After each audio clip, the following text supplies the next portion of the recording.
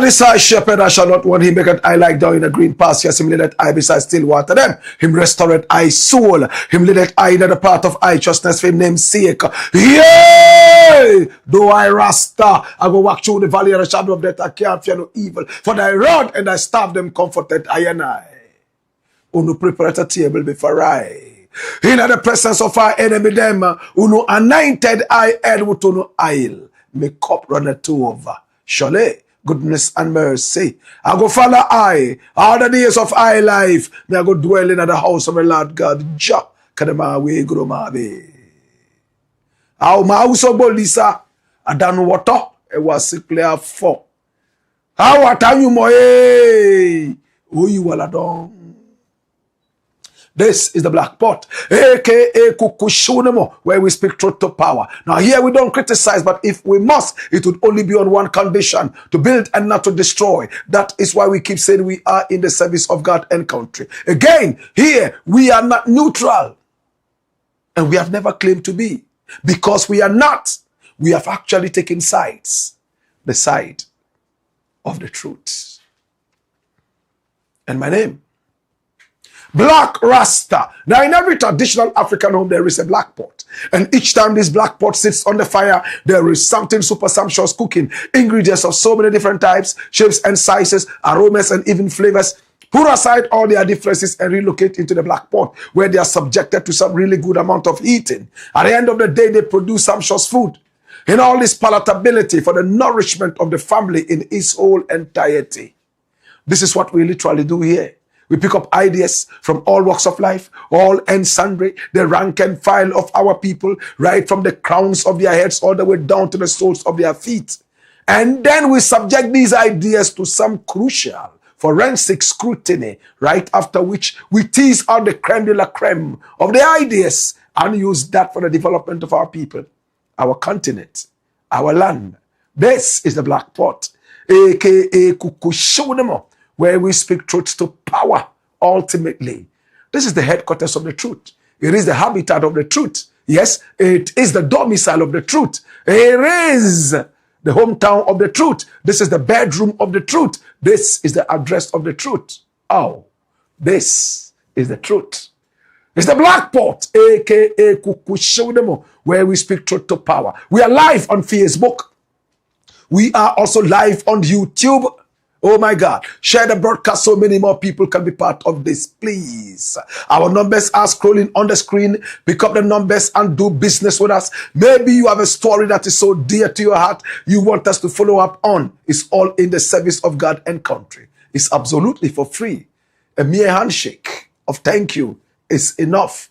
This is the domicile of the truth, the foundation of the truth. It is the truth. We are called Black Empire Media, and we are the biggest online talking about patriotism and Pan-Africanism, all because of you. Please let the family grow bigger. If you have not as yet subscribed to this channel, take a second, oh my, in the name of Africa, and hit on the subscription button right after that, on the notification bell, so that each time we are on, you will be reminded to watch, no matter how distracted you are. It's the Black Pot, aka Kukushunemo.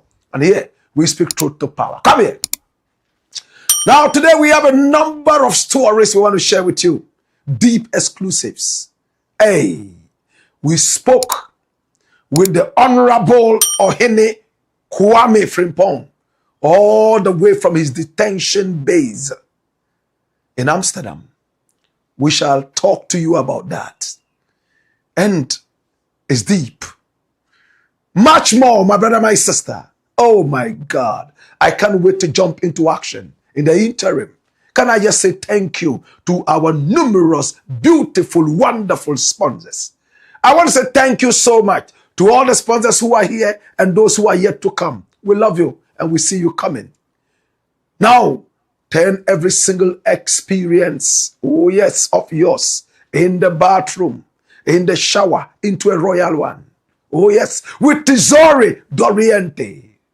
Turn every single shower into a royal experience with Tesori Doriente.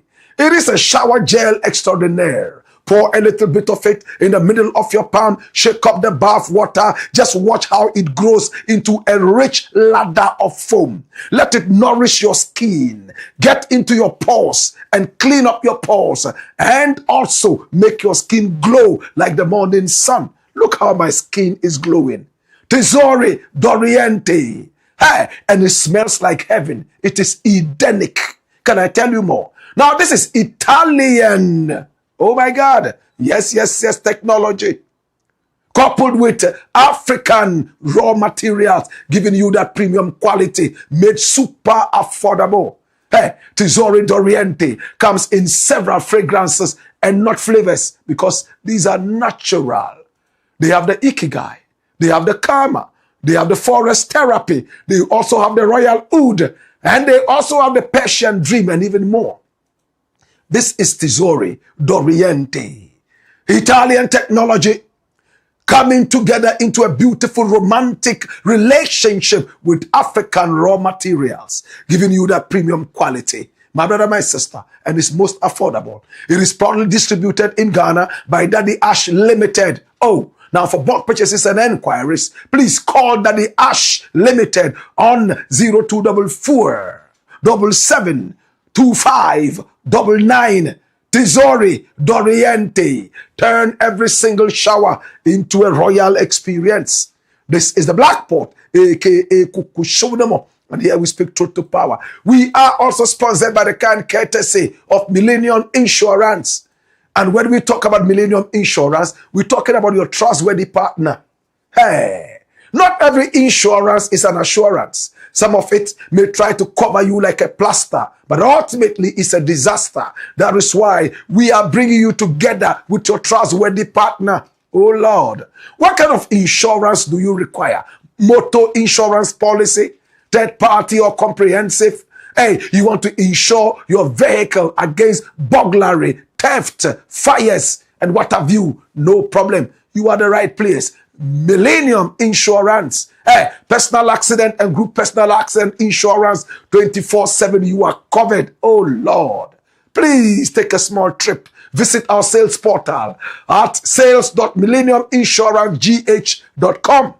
Our numbers are all over. Oh my God. And we have offices all over Ghana and beyond. What are you waiting for? Now with Millennium Insurance, everybody is talking. What is everybody saying when it comes to claims? You know what claims is? You know that when we say claims, what does it mean? It's simple.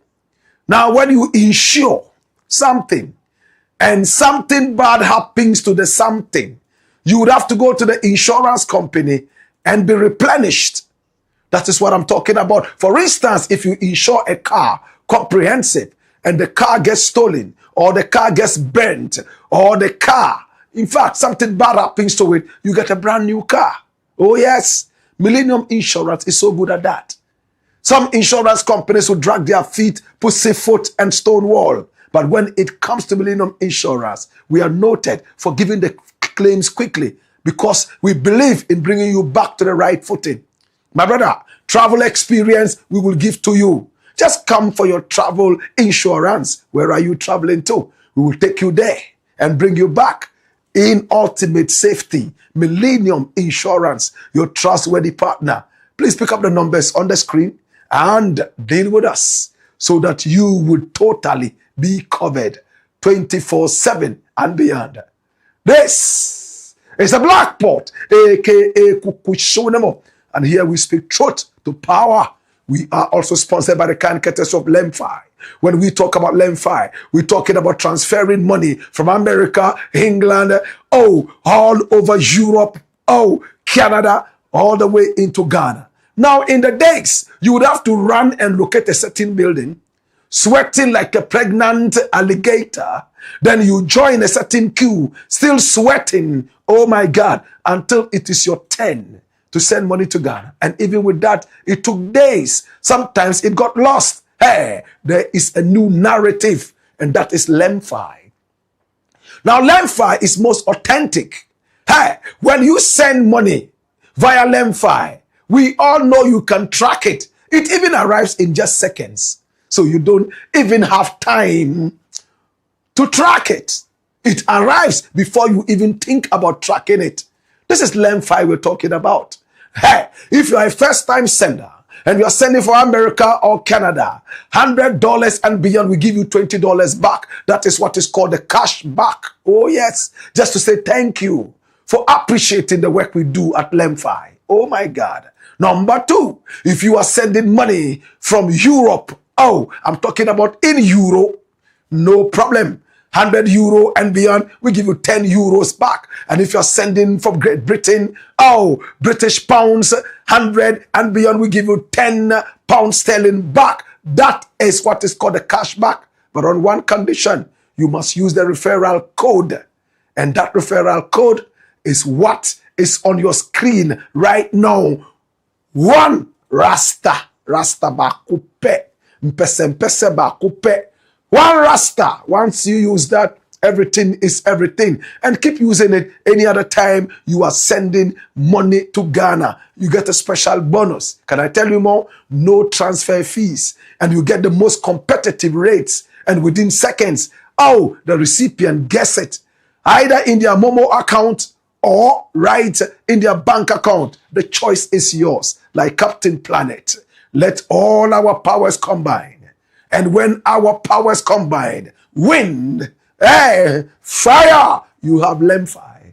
This is the Black Pot, aka Kukushonemo, where we speak truth to power. Now today, we have 5 very important stories to share with you. A number of them are exclusives. Can I tell you more? My brother, my sister, hey, if you have not subscribed to this channel yet, time now to take a second, hit on the subscription button, right after that on the notification bell, and each time we are on, you will be reminded to watch. Please, kindly tell others about us. In other words, tell your family members, friends, and partners that there is this thing called the Black Empire Media, where the truth lives. My brother, my sister, here we don't do politics. What we do is called patriotism. And it's so dear to our hearts. Here, we say our country, and you respond or nothing. And if you are French speaking, not to pay, then you respond, ou rien. This is the Black Pot, aka Kukushonemo, where we speak truth to power. If you are ready, let's get ready to rumble. Story number 1. Watch this. I don't regret anything I did to J.J. Rawlings. And who is speaking? John Kuffouр. There was a time almost all the presidents in Ghana in a street, yes, were called John. In a streak. John. Jerry John Rawlings. John Kuffouр. John Evans Atta Mills. John Dramani Mahama. Then it ended the streak of Johns. And then we had Nana Addo Dankwa Akufo-Addo come in with his group of demons. And they decided to disrespect Ghana so irresponsibly. And today we are still trying to recover from that. Now, do we know who J.A. Kuffouр is? Have you seen him before? Have you seen his photograph before? Have you seen him speak on TV before? He was a president of the Republic for 8 solid years.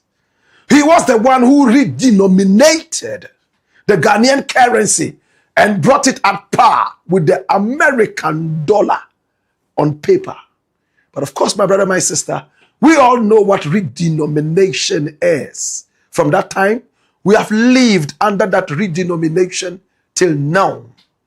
This is John Agyekum-Kufuor. When he became president, Ghanaians were extremely happy. He had a brilliant welcome. And the welfare, oh my God, of Ghanaians, he took so close to his heart and told us how much he loved Ghana and how our welfare meant everything to him. He went straight into action. We saw him as a very wonderful president. Oh, we loved him. We were tired of the military jingoisms. We were tired of the shouting on radio and TV. We were tired of the barracks boys wielding guns all over the place. So when he came, the first thing he did was to relegate all the barracks boys to the barracks. And then he brought the blackies, yes, the black boys, the black wearing boys, the police, to us. My brother, my sister, we love the change. But there were things that he did that shocked a lot of people. And many people are beginning to see some of the things now. Especially after Kevin Taylor called him a lazy man relegated to a wheelchair by choice and not by any disability. Many condemned that and said that Kevin Taylor was using unprintable words on an elder statesman. And he returned and called the bluff of everybody and decided to bring some facts that he claimed were facts about how this man was so terrible whilst he was president of the republic. Now, one of the things he said, the acquisition of a hotel that came to be called Hotel Wawa, later the name metamorphosed into Hotel Kufuor. This is former President John Agyekum-Kufuor, the sexy-eyed president. They called him the gentle giant, and many just called him the gentle jack. This is him, my brother, my sister. Now, I came across a tape in the days, and I saw another former president, Jerry John Rawlings, speaking, and he seemed to be very bitter. He granted an interview abroad, my brother, my sister, and he used unprintable words on J.A. Kufuor. At the time, my brother, he was still president of the Republic of Ghana. What exactly did Jerry John Rawlings say? It's a very short tape, and I need you to listen to this attentively. What did he say about John Agyekum-Kufuor, who was president at the time that he was moving from country to country, granting some of these interviews? And I must warn you, unprintable words were used on a sitting president. Watch this. Until I left all my life, together with that of my wife, until I left office, schooling, officer, and until I left office in the year 2000, I never had a foreign account. Never. The CIA, the German intelligence, British MI5, your Italians, the French, all of you go and look into every bank account and to tell the world whether my wife and I ever had $1, 1 penny anywhere in any bank in any part of the world before I left office. I never did. Interestingly, and it never occurred to me, I had no desire for it.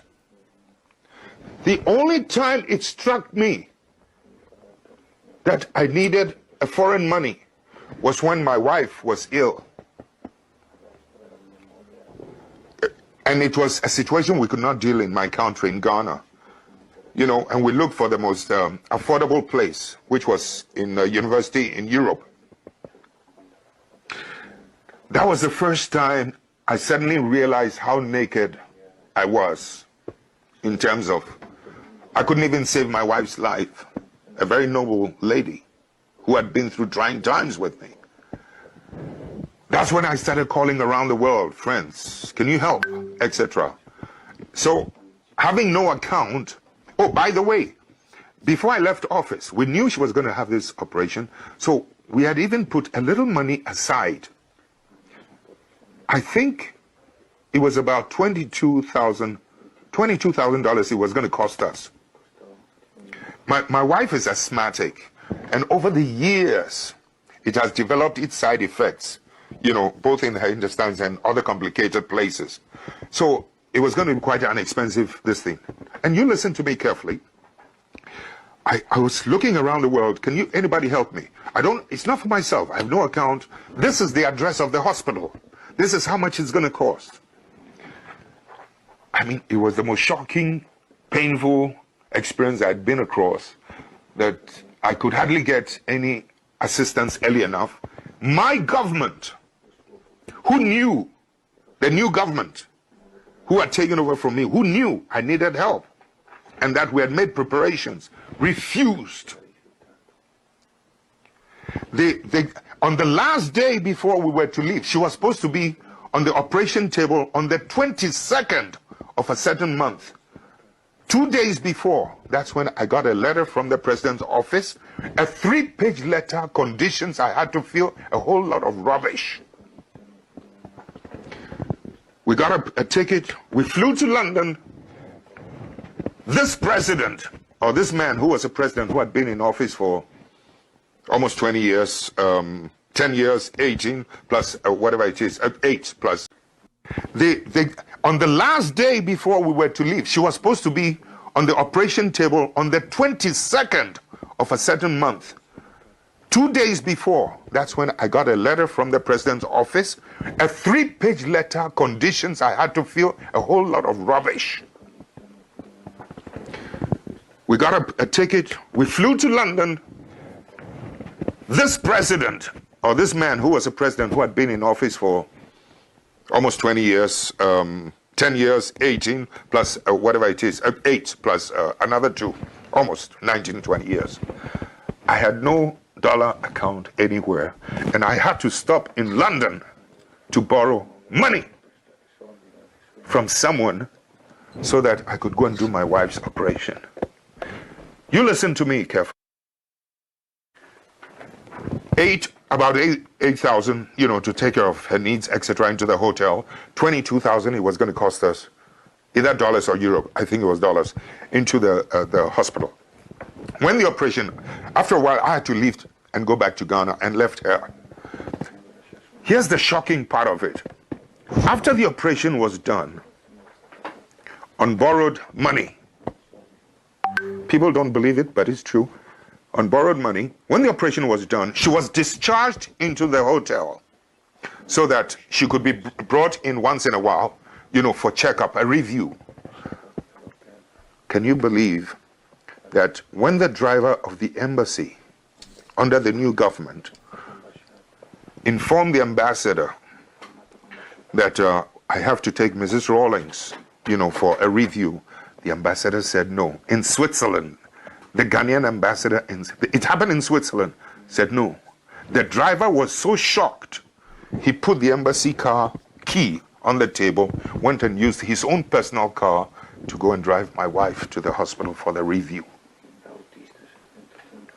This is the kind of vicious petty-mindedness that you can sometimes run in parts of the world in terms of my relationship with this character that, you know, your Western powers or the Western powers have promoted, and they are trying to sanitize his image as if he's the cleanest, finest head of state in Africa. It's absolute rubbish. He's a criminal. He's a thief. He went around telling the world, wrote a letter to every bank around the world that I had stolen suitcases of money into bank accounts. I was trying to kill him, make a coup. I had stolen 19 cars, etc. All of them were false. I will not tell you something that the bank, it took 3 months for me to be able to open a bank account through somebody. Finally, when the bank manager was going to open that account for me, do you know what he told his Swiss friend? You can come and do it. Every day he goes there. Is it open? Is it open? Is it open? Finally, after 3 months, the man told my friend that he is one of the few African heads of state who does not own a foreign account. You can now come and open the account for him. I mean, the point I'm trying to make is, look at the difficulty I had from my own government, from outside. But then the other side of it is that to be so mean that not even the driver could send my wife for a review. That ambassador, for being so, he was so mean, the government withdrew every protocol facility as a former head of state. I have to carry my own suitcases, never mind. They even tried to get Swissair not to give me protocol. And Swissair told them, hey, you don't do that. They tried to campaign with other governments. Don't give this man protocol facility, etc. And yet, I'm supposed to have been the man who turned the situation round in Ghana, in West Africa. You know, so in effect, what I'm trying to say is that we've had a pretty rough time, but the more you show hatred towards your opposition, the more you show hatred towards your opposition, the more you tell the whole world that you are a very bitter, mean, and callous person. It's an old tape. Rawlings is no more alive. Whilst he was alive, he was the bitterest enemy of J.A. Kufuor. And many people never understood this. There was a time Kufuor granted an interview. And in that interview, he said, I don't understand why this man doesn't like me that much. But God will deal with him. But with time, in retirement, Kufuor has finally spoken. And when he spoke to my colleague, Bolare. And his answers here are shocking. He was asked by Bolare, the former president of the Republic, J.J. Rawlings, has been complaining that you have withdrawn all courtesies towards him. Is it true? He said yes. Why did you do that? The rest of his answers would shock you. Let's go to Bolare. Watch this. I'm sensitive. Did you offend him personally while in government? Anything you know? No, I don't remember doing it. Do you regret withdrawing his diplomatic courtesies? You don't know what he did to me? Tell us. Please, don't let's go into that. No, we are into Christmas. Was it payback time? He said, not payback, but I was the sitting head of state. He was former. And the sitting, in a way, personifies the states. When you go out to some foreign land to describe your sitting head of state, incompetent, disgrace to the nation, and that sort of thing. Suppose it were his time, you think you could say that about him and come back to Ghana? From what we all know. So that was what I said, look. And it was not as if I went out to do anything. He came after such a trip, bludgeon out all these things, to ask that courtesies be extended. So I said no. When you use the word courtesy, you should know that it's give and take. Next time, we withdraw so you don't do it again. That's what I thought. So no regrets at all doing that? No. When offered the opportunity, would you want to ask him? We withdraw so you don't do it again. That's what I thought. So no regrets at all doing that? No. When offered the opportunity, would you want to ask him what you have done to him? Occasionally, we meet at some function, we shake hands. And the wife is in a way a distant relative of mine from Kumasi. So what's your relationship with his wife? These days, fine. John KUFFOUR is still alive, relegated to a wheelchair, and a lot is coming out. From allegations of corruption whilst he was in power, now it is on his own character. As Rawlings himself said, he was mean to him, wicked. He also called him a thief and a criminal. This is John KUFFOUR. Now he made it clear why he did not extend courtesies to Jerry John Rawlings. He said, I was the sitting president and he was a former president. And you know what he did? He went round internationally calling me incompetent and a disgrace to the country. Bolare asked him a very important question. Was it a payback time? He said, no. No payback. But if you want courtesies to be extended to you, you must also extend courtesies to us. My brother, my sister, extending courtesies to people, does it mean you can't speak the truth anymore? If you were incompetent, you were incompetent. And if you were a disgrace to the nation, you certainly was a disgrace to the nation. That should not stop a man from extending courtesies to a former president. And those courtesies were not favors. They were enshrined in the Constitution and beyond. Yes, you could decide to withdraw them, but on what conditions? Personal issues like this? He's coming after you, that you are incompetent. And this has been said in Ghanaian politics over and over, to the point that John Dramani Mahamad's middle name at the time was incompetence. Oh yes.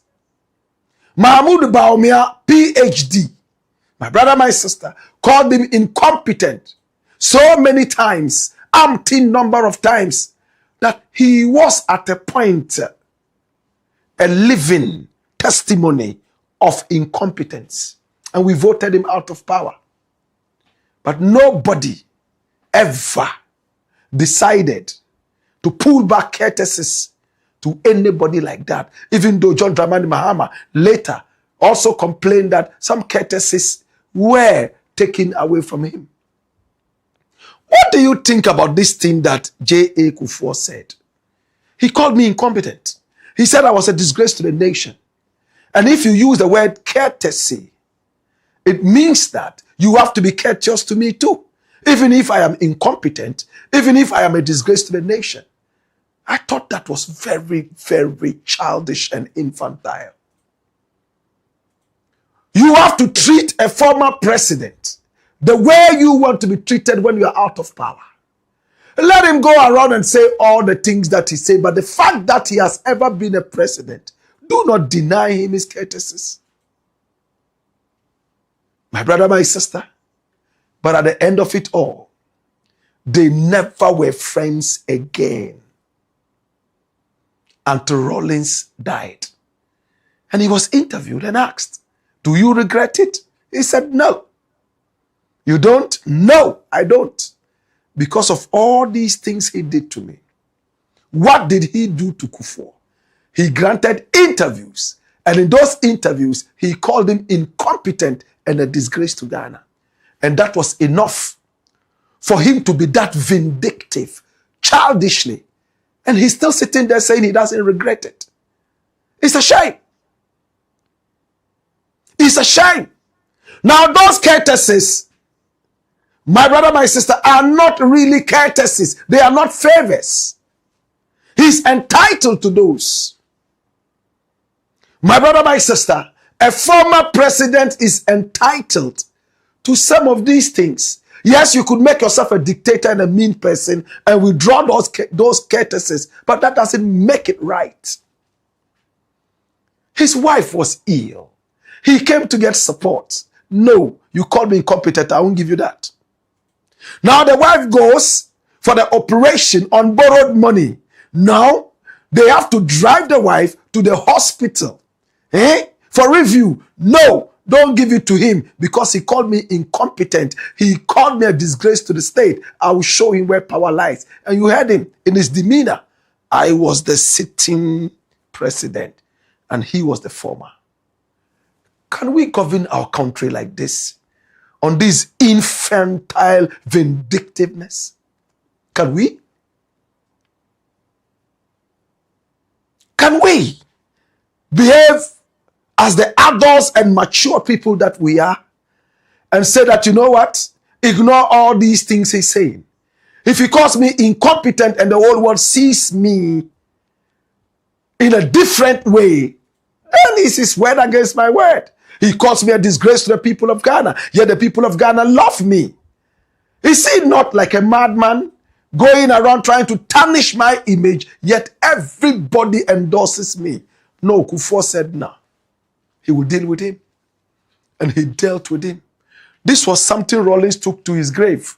He never forgot the meanness Kufuor extended to him. They were never friends anymore.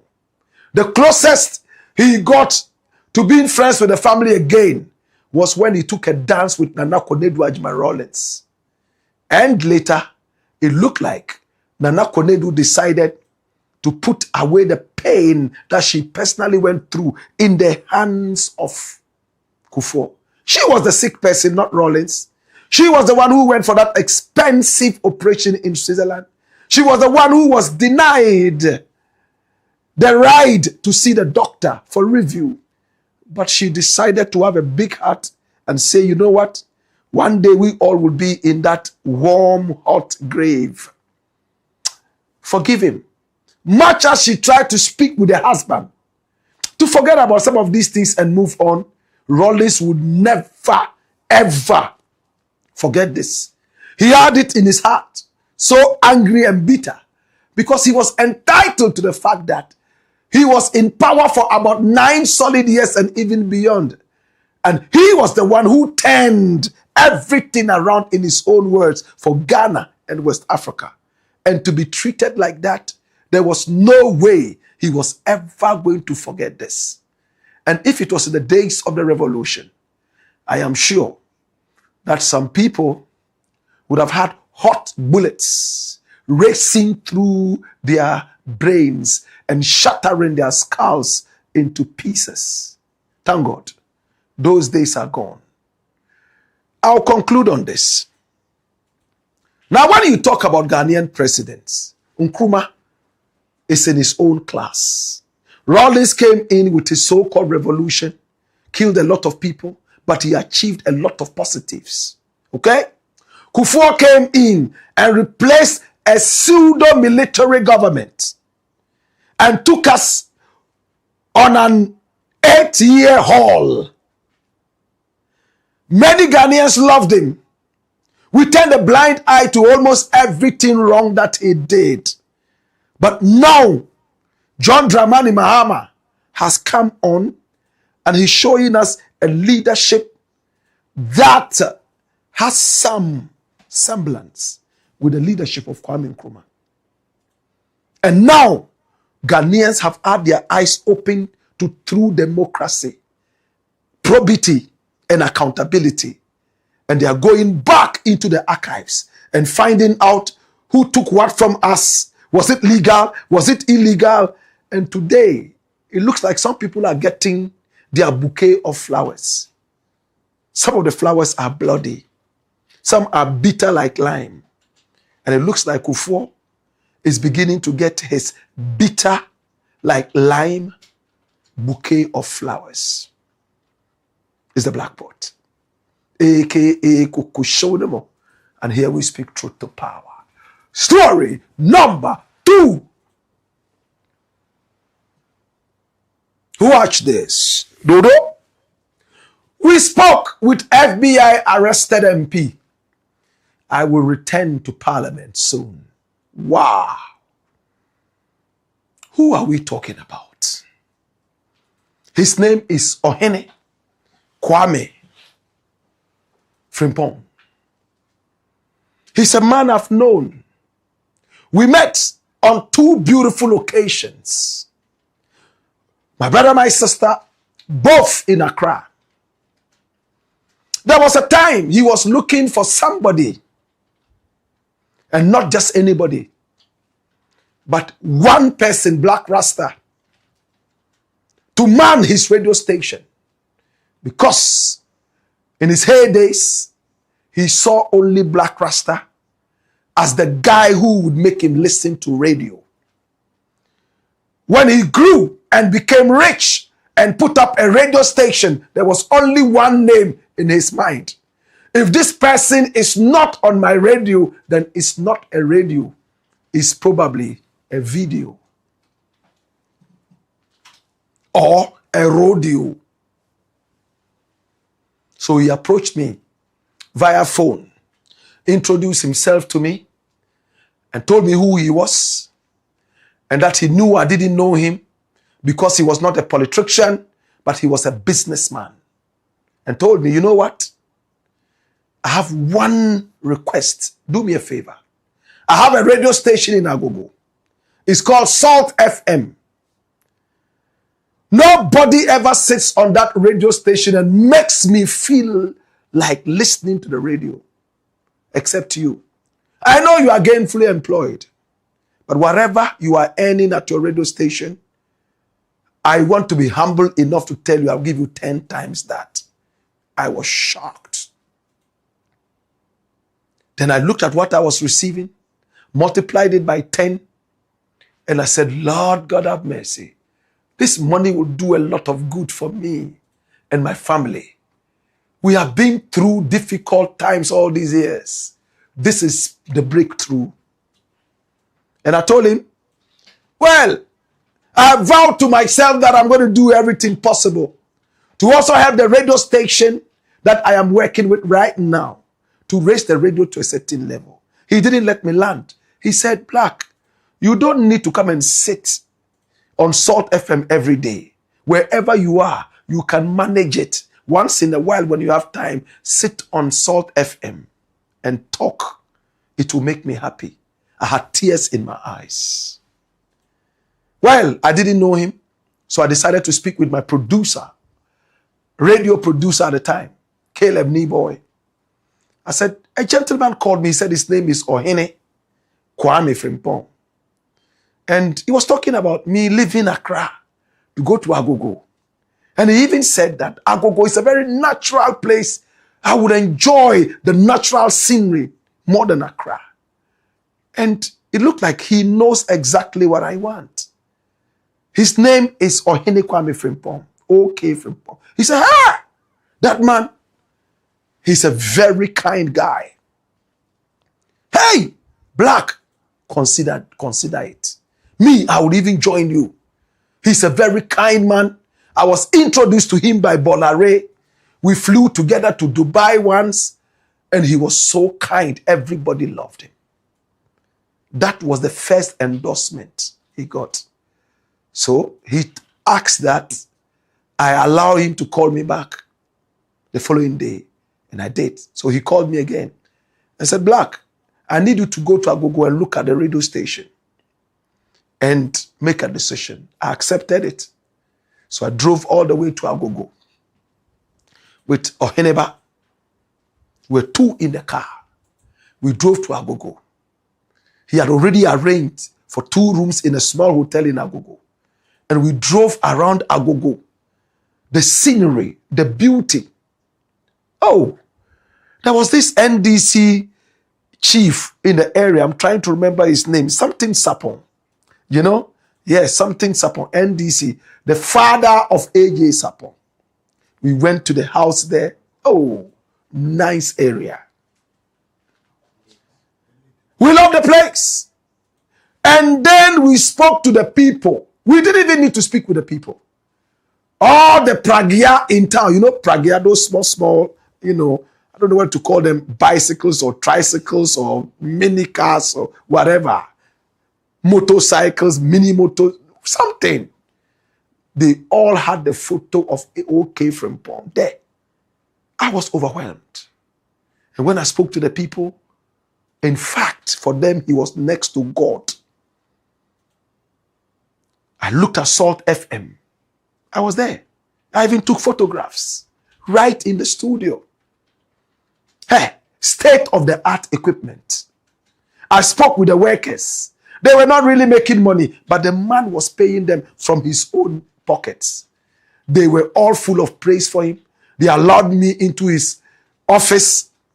And this man told me, if you agree to come and work here, my personal office is yours. I looked at Agogo, the beautiful sceneries, oh, the fresh air. And at the time I went, watermelons were all over the place. And I am a man of fruits, juice man. And even driving into the area, the sceneries, the greens, oh my God. So he called me and I told him how I was impressed and that I will take a decision and let him know. Because I never take a decision before praying. I have to pray and ask God for a way. Now, long story cut short, we had a good time in Agogo when I had never even met this gentleman. He was in London. When he arrived, he called me and told me that he would want us to meet. We met and spoke nicely about the place. Oh, within that period, the government in power, NPP, Nana Addo's government, closed down his radio station for some funny reasons like that. Closed Salt FM down. So the pressure on me to go there reduced. My brother, my sister, this is the man we're talking about. His name is OK Frimpong. Then, a month or two later, he calls me prophet. He said, prophet, my people are putting pressure on me to be an MP. And I've told you this story over and over. Long and short of it all, if it's about the people, go ahead. But if you ask me personally, I would say no. I hate politics. Stay away. Be the philanthropist that you are. Be a strong opposition leader that's against politics. But be somebody that the people love, and you can always choose who would be an MP for the area. But if it's about the people, and he went into it, that was where his problem started. Posters all over the place. Wanted, criminal, scammer, including the guy who was the incumbent. He saw him as a threat. For so many years, he had worked for the people and demanded no pay, paid school fees, sent people to hospital, built a mosque for the people when he had no intention to get into politics. When he stood, he won 70% and even more, overwhelmingly, unprecedentedly. The place has always been a hotbed for the NPP. And then he won. When he won, he called me and told me, Prophet, I've won. And I said, I heard about the win. I congratulate you. But again, remember, it's all about the people. A few weeks later, we met in a hotel. I'm trying to remember the hotel. For the second time, we had dinner. Oh yes, there was a third meeting. The third meeting was on radio when he came for an interview. My brother, my sister, that was the last time. But we spoke on phone. Sometimes you call and ask for ideas, some advice, things like that. That's how much this guy trusts me. It's not about money. He has never put up to 10,000 Ghana cedis in my hand. It's not about money. He's never bought me a motorbike, not a bicycle, but our relationship was worthier than just those material things. And he always told me he was clean. Blakk, I am clean. I will work for the people. He got arrested. Now, what we don't know is this. But first and foremost, this is my experience with this person. But how does the world see this guy? Come here. Run the dossier. And watch this. That's him. Ohene Kwame Frimpong, Ghanaian entrepreneur. Listen, philanthropist, independent member of parliament representing Asante Achim North constituency in the Ashanti region of Ghana. And he gained prominence during the 2024 general elections after running as an independent candidate and successfully defeating the incumbent MP to assume office in January 2025. He was born on September the 23rd, 1986 in Ghana. He's originally from Agogo in the Ashanti region, where he's invested so much.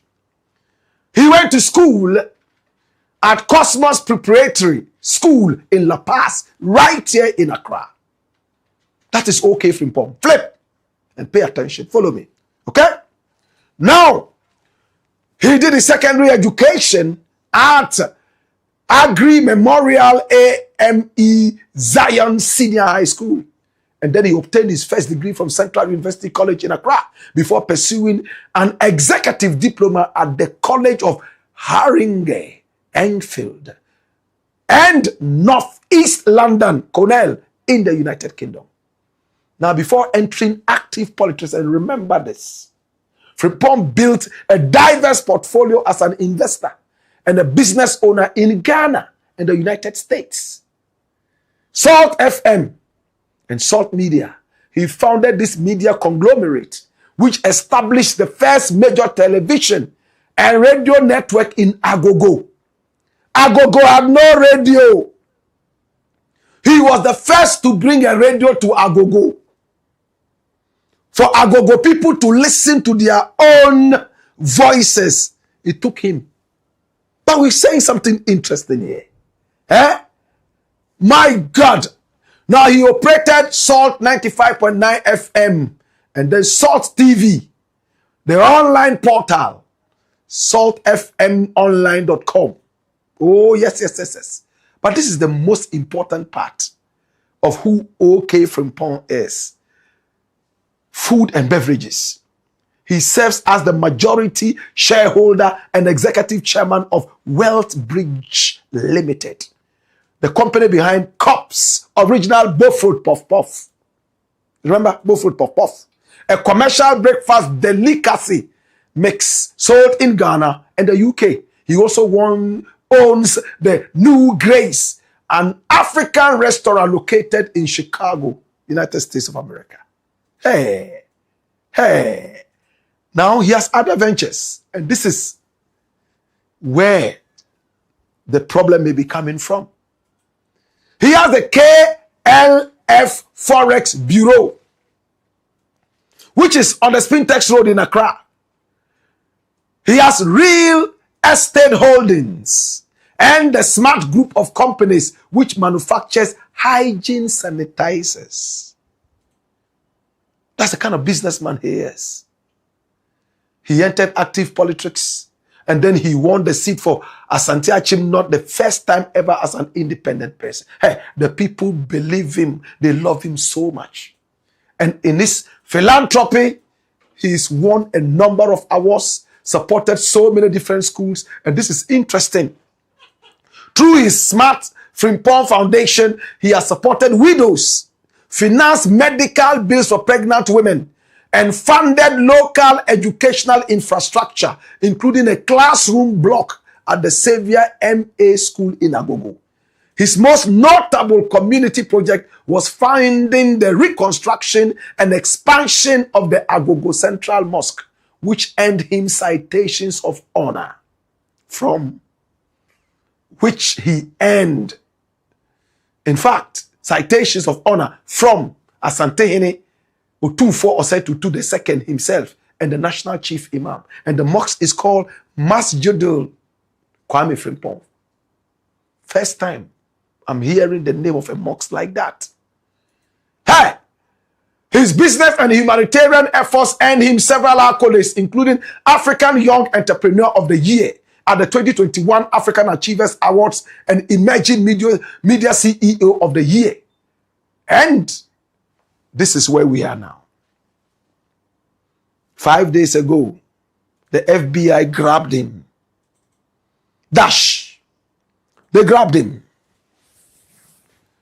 He had left Ghana, going to the United Kingdom via the Schiphol Airport of Amsterdam. And whilst he was on the plane, we told you there were 2 FBI agents in there.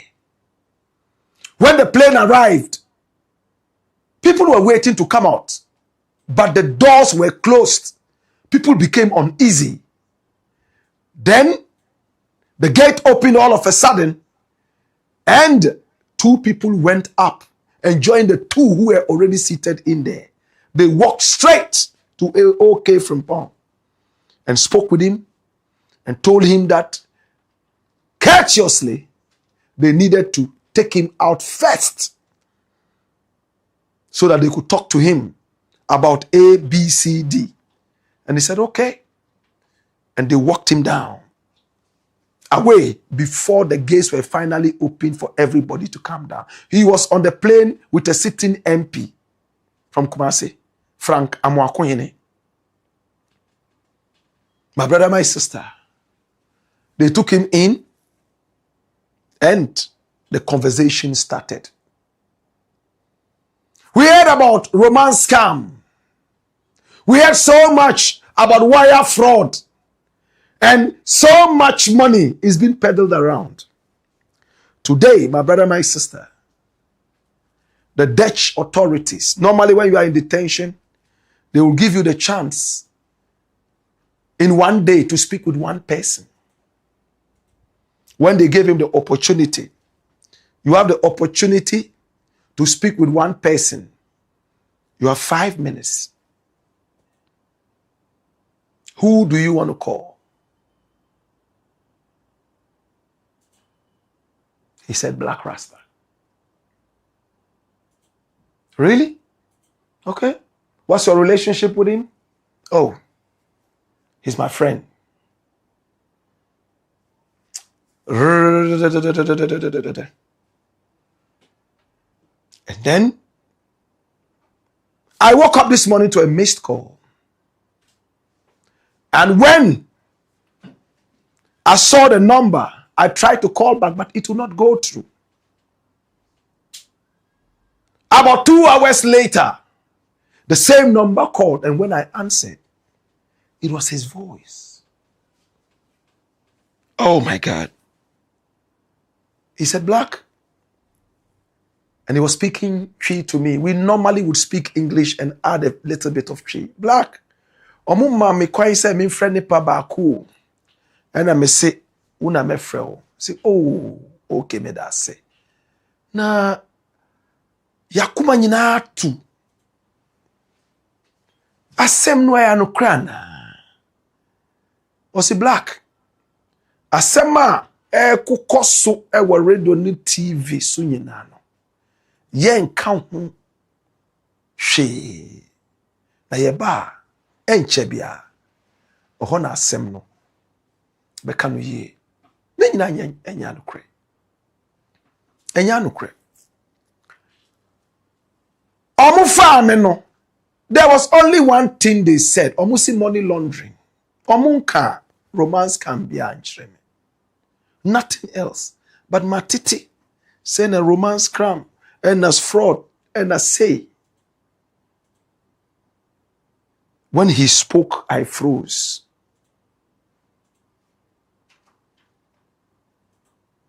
I don't have his permission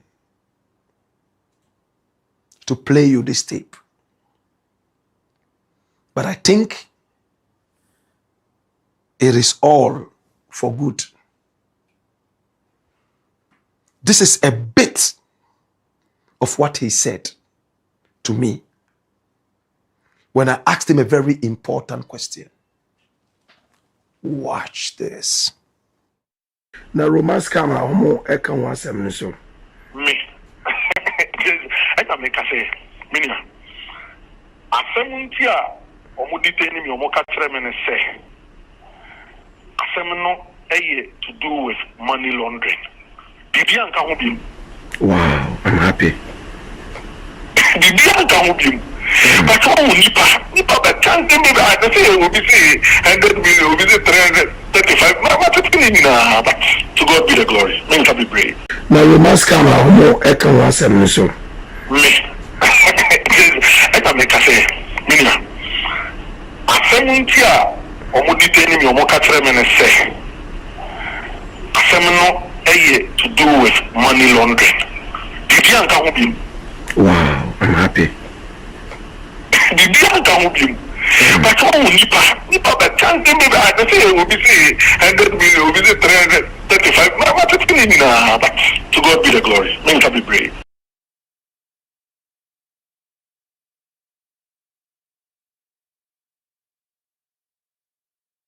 Now you must come out more. I can answer me so. Me. I can make a say. Mina. I say, omo detain me, omo catch them and say, I say, no, to do with money laundering. Did you come home? Wow, I'm happy. Did you come home?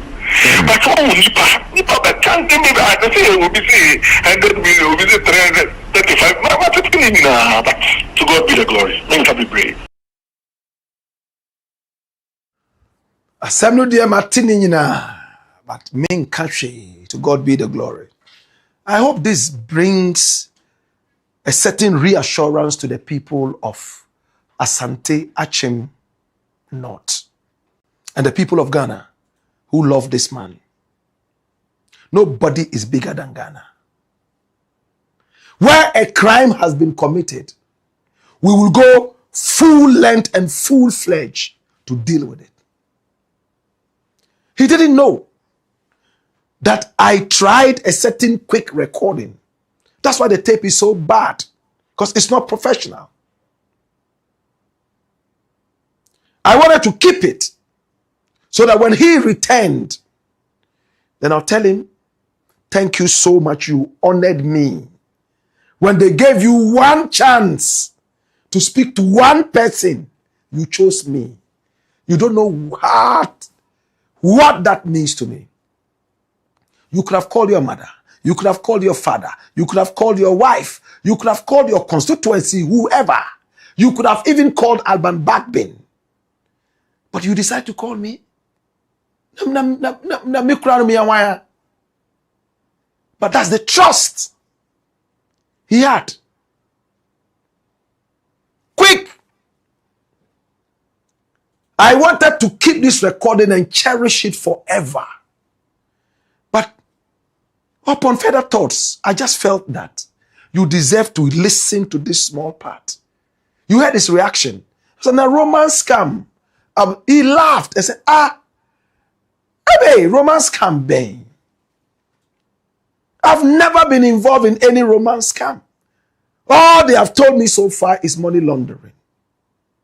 Of course, he has a forex bureau. Did somebody pass something through there that was illegal? We will get to see. If he's guilty, we will go full length. And you can trust Blakk Rasta to be able to deal with this. I don't like criminals and thieves.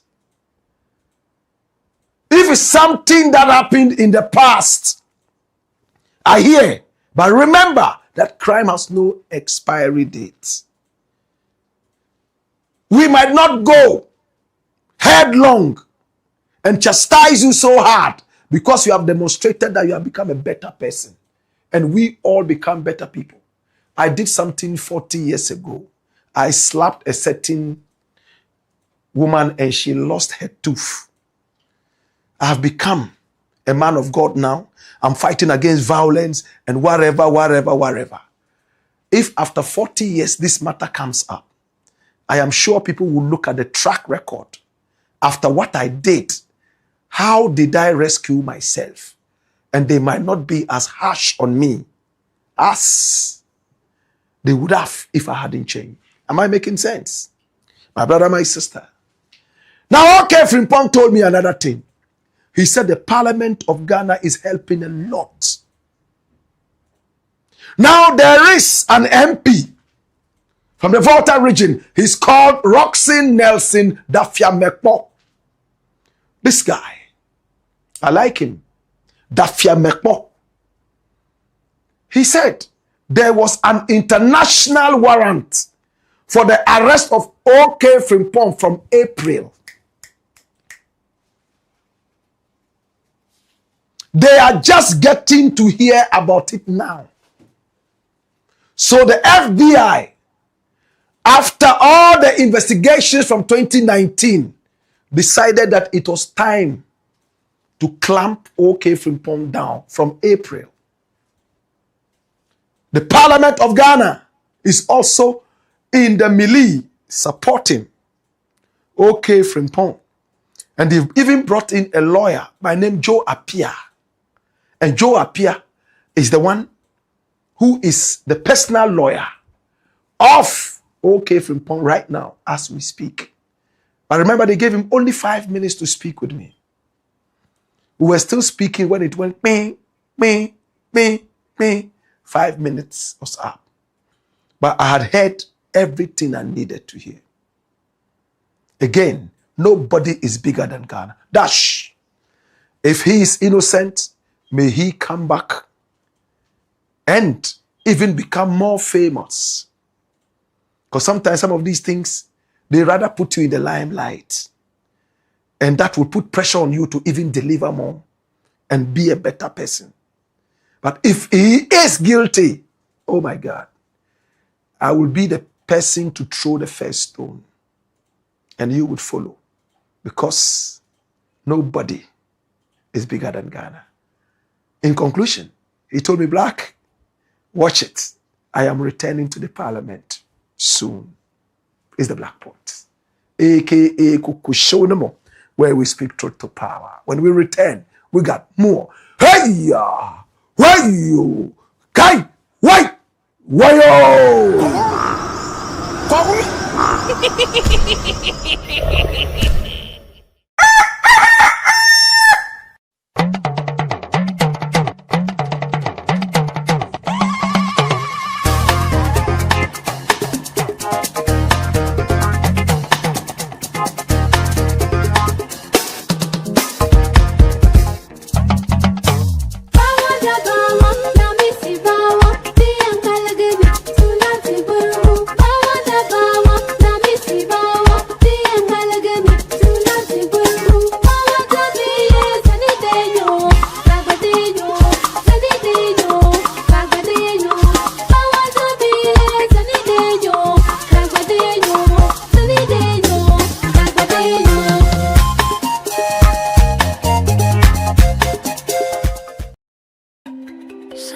Sometimes you just need a moment for yourself, a moment to slow down, feel the water, and let the day fade. Tesori is more than just a shower. It's a moment of pure calm, smooth, creamy, and relaxing. With forest therapy, Persian dream, royal oud, thalassotherapy, ikigai, fior di loto, and karma, all in convenient 500 milliliter bottles. There's a Tesori scent to fit every mood, every moment, every kind of you. Feel the lather on your skin. Breathe in the aroma. Let stress melt away and just enjoy the calm. You don't just feel clean. You feel refreshed, confident, and yourself. Tesori d'Oriente. Luxury is a feeling. For bulk purchases, contact Daddy Ash Limited on 0244 772599. Tesori d'Oriente.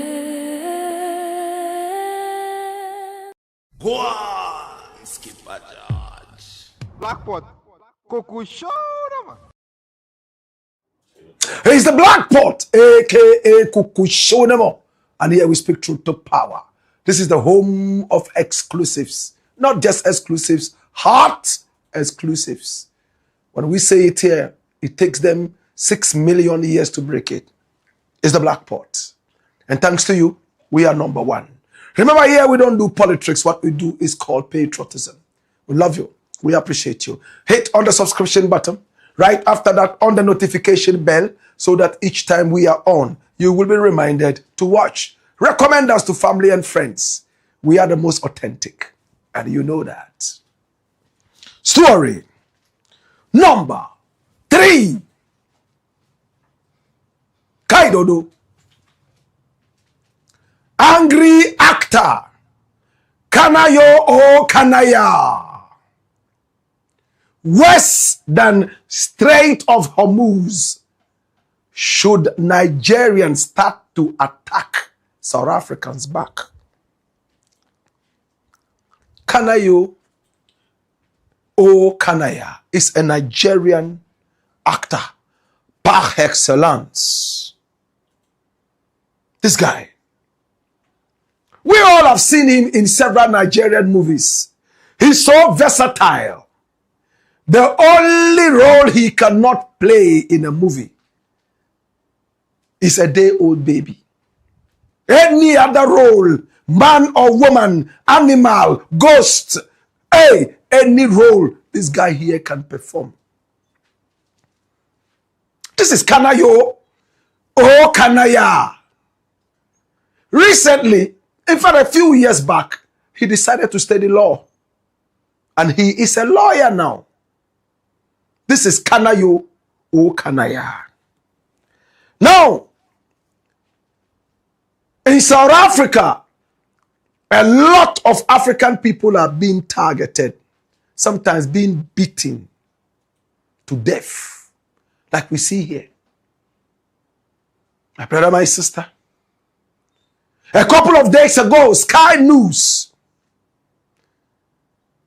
went to South Africa on the streets of Johannesburg and beyond, where a massive demonstration against the so-called Kwere, aka foreigners, took place. These xenophobes, my brother, my sister, meted out a lot of wickedness to fellow Africans. And they shouted, time for them to go. They marched and made a lot of noise on the street. They went to places noted for the habitations of Africans from other African countries. And what did they do? They want them to come out. I would like you to listen to what is happening here. One person was tasered. An African tasered by these xenophobes. Let's go. Listen to the Sky News. And when we return, Kanayo or Kanaya has a word for these xenophobes. Watch this. A warrior formation for a war on foreigners, marching across South Africa's cities to warn African immigrants here that it's time to leave.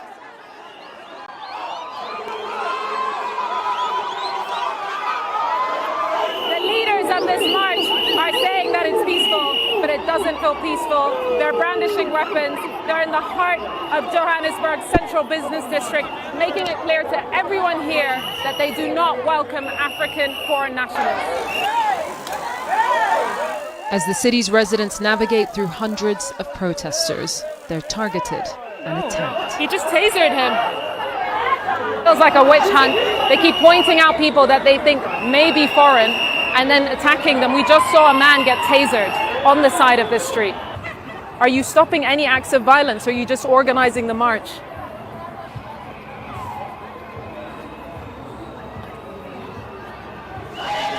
Even the lighter moments of this march are channeled at telling foreigners to get out. So what is fueling this aggression? I'm unemployed. There's no employment. You can't find anything. Now we are focusing on the illegal foreign nationals. Yes, which are black Africans. That's why we are focusing on illegal foreign. Let me tell you, we go to a hospital, they are illegal foreigner occupying a hospital. You go to school, they are illegal foreigner. Members of Operation Dudula, the military name of this xenophobic movement, can be seen entering the ground of this school earlier this year, harassing parents in front of their children, who they suspect are undocumented, In other instances, they've prevented foreign nationals from accessing healthcare.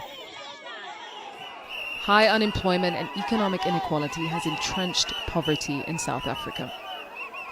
But the country is still a refuge to Africans from across the continent, now seen by some here as unwelcome guests in a state of growing scarcity.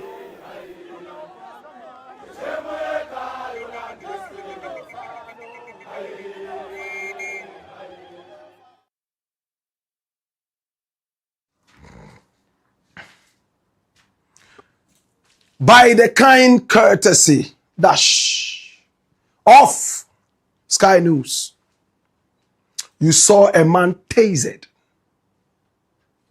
a suspected foreigner, and you heard the interviewer ask the police, are you just part of the match, or you are here to prevent harm?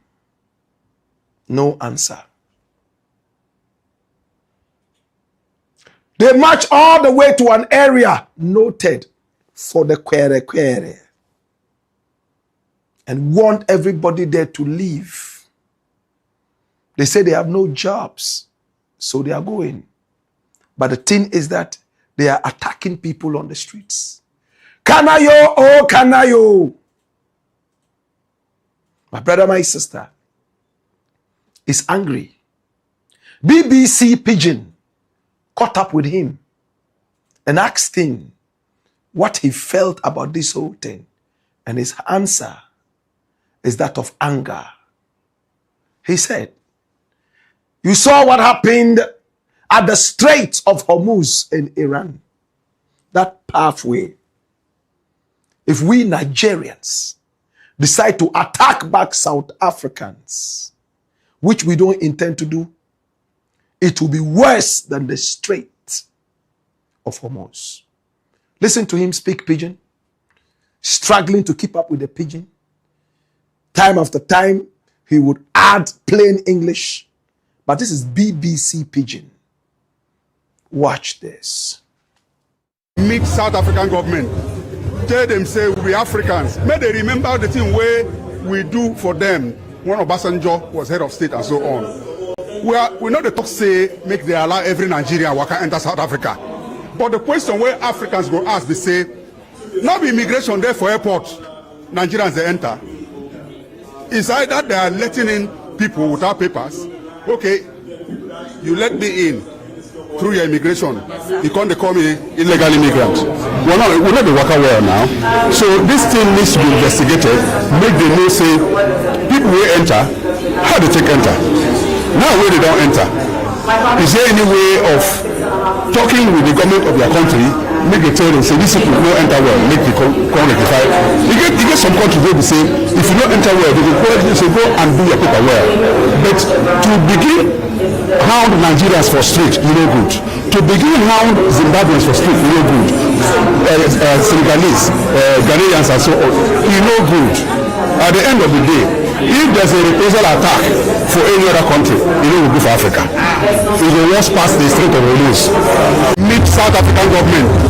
Tell them, say, we Africans. May they remember the thing where we do for them when Obasanjo was head of state and so on. We know the talk say, make they allow every Nigerian worker enter South Africa.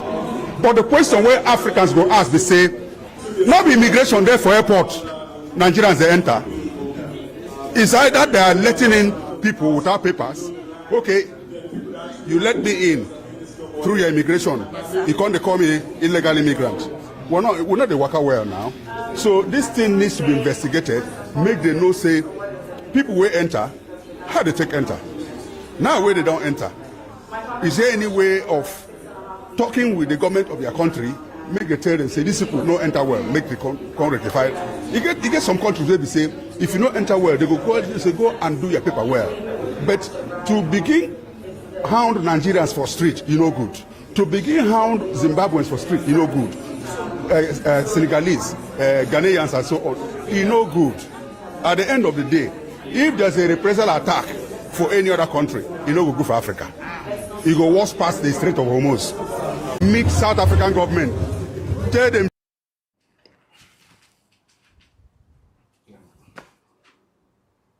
Kanayo, oh Kanayo.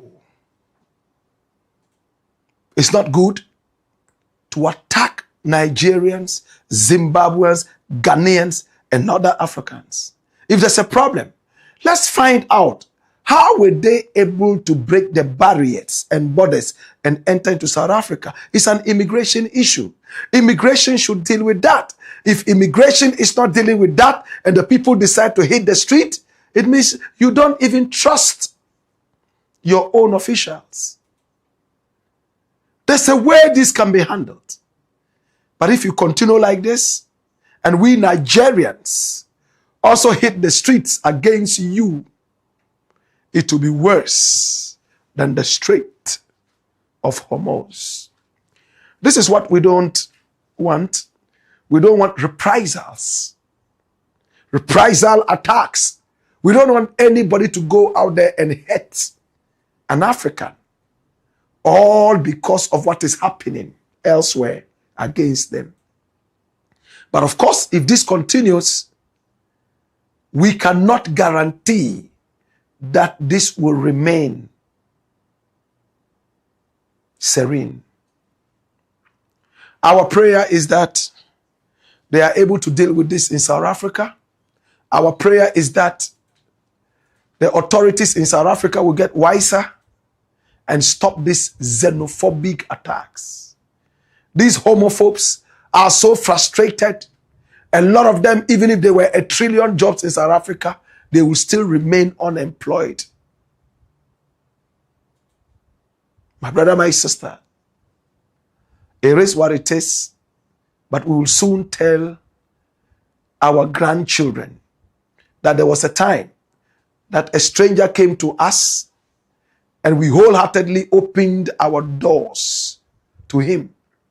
He had access to every room in the house and every barn. He fed himself to the fullest. And when we went to him, he chased us out and even killed us because he said we're coming to take the food that he was eating. He wasn't ready to share. It's a black pot, aka Kukushonamo, where we speak truth to power. Story number 4. Watch this. I have written my will already, and this is Archbishop Duncan Williams. He's a man of God. We all know him. Okay? Archbishop Duncan Williams. How many of us know him? This is him. Very powerful. He's huge. A lot of people wait until they're about 80 years before they write their will. Some don't even want to hear about wills. My father never left a will. His father never left a will. And I don't intend leaving a will. How many people leave wills? At what age do they start writing their wills? Some of them, when they are sick and doctors tell them that they will be leaving very soon, that is, if they have any property at all, they call their lawyers to help them write a will. And out of the proceeds of the will, some of the lawyers are paid. It's interesting, isn't it? Have you left a will? Why? Are you going to leave a will? At what age? Archbishop Duncan Williams has a number of children. And he has decided that he will leave a will.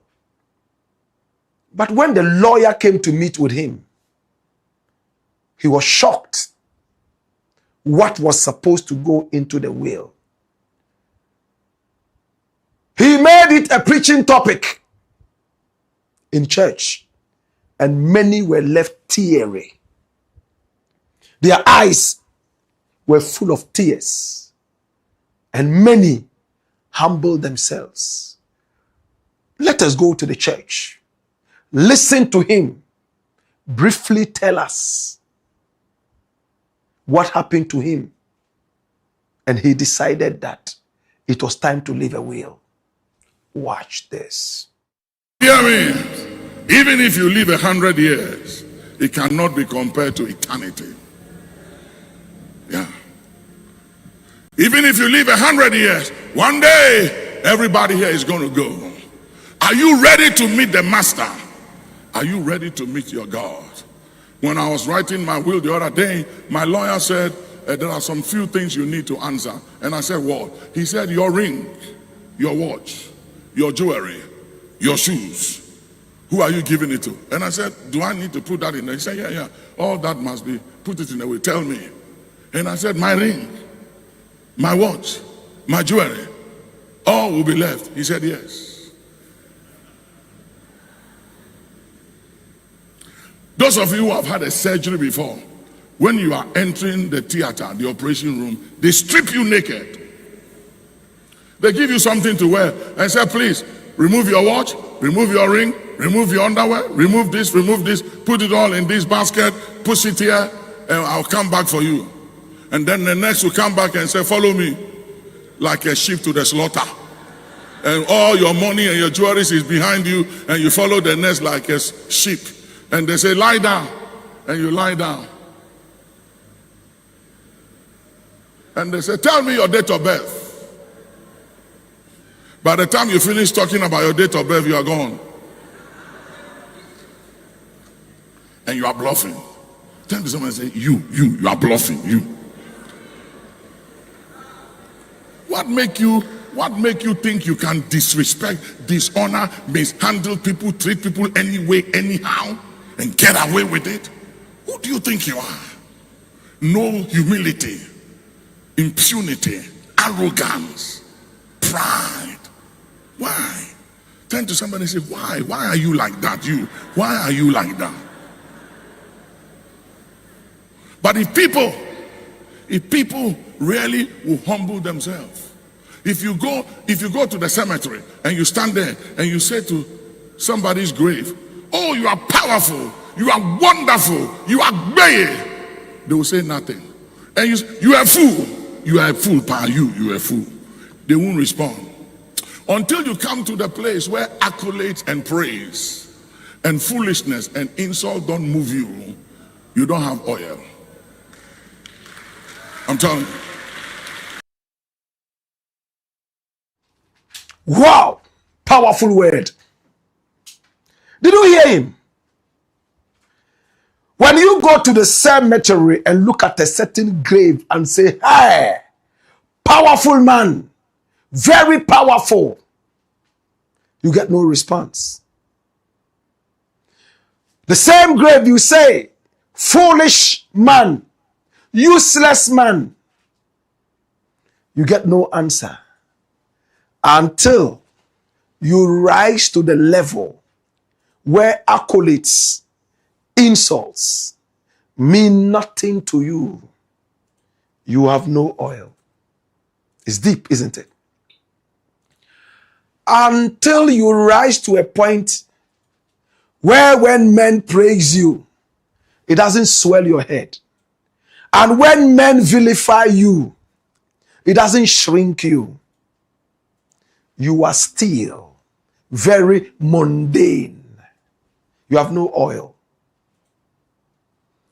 What the man of God is trying to say simply is the fact that in this world, there are some people who will call you an idiot for riding the donkey and your wife is walking on the ground along with you.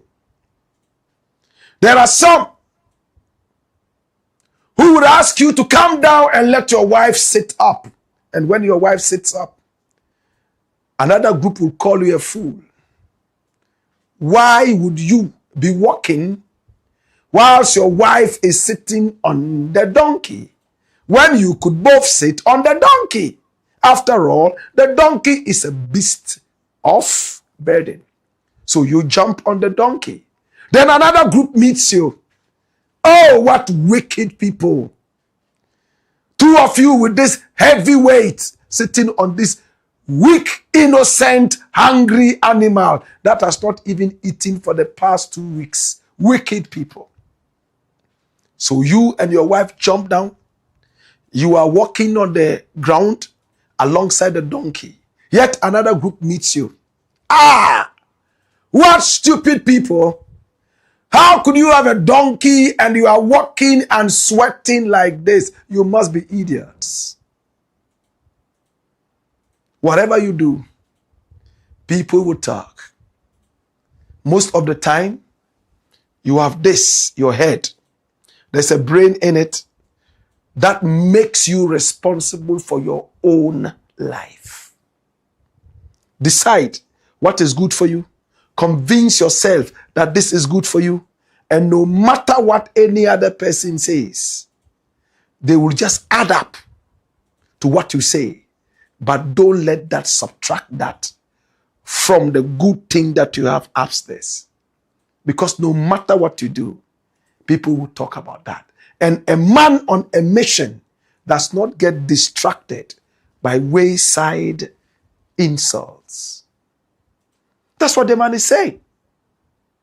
Now the part about the will is most humbling. Look at him. He struggled so much. The first charismatic church in Ghana, he brought it up. He's called the father of charismatism, the Action Chapel International. They say Possibility Center. Right now, all over the place, oh yes, we have charismatic churches. There's competition, if you may permit that. He has seen it all. But at this point, this is the time to enjoy life for the hard work he's put in all these years. But no, he's writing his will. All that I worked for, give this to my son, the guy who's been dancing on Facebook. Give it to him. Despite everything he's done to hurt me, still give him this. Give him the, my wife that I divorced, no problem. She's still my wife. She's not expecting that I'll give her this much, but give it to her. It's all good. There's a guy called Blakk RASTA. Yes, time after time, he said some good things, but sometimes he says things that don't make me really happy. No problem. Give him this, give him that, give him that. It's okay. And he is giving away his life. If he was dead and somebody else came to give up this, there will not be any pain. But he is alive and is looking at what he is giving out. Even though he's not giving it out yet, it feels like we are giving out. Do you see the kind of mental stress a will gives you? That's why a lot of people don't leave any will. It gives you mental stress. Today you go and write that you are giving this and this and this to this person. Then you go back home and the person comes in there without knowing what you have given to him in your will, starts to insult you and call you a wicked father, useless father. You wish you could go back and change it.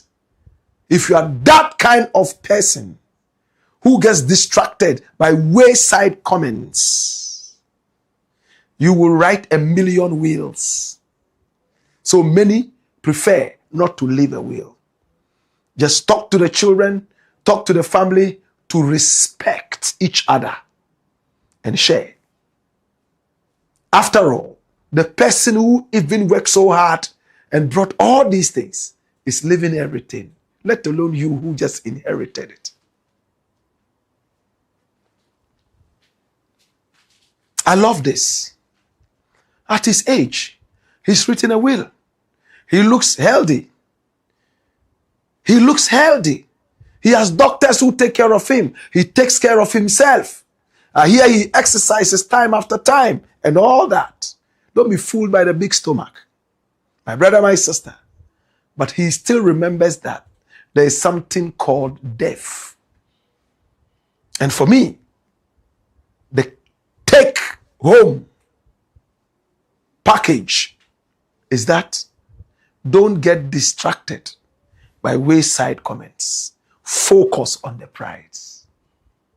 It's the black pot, aka Kukushonemo.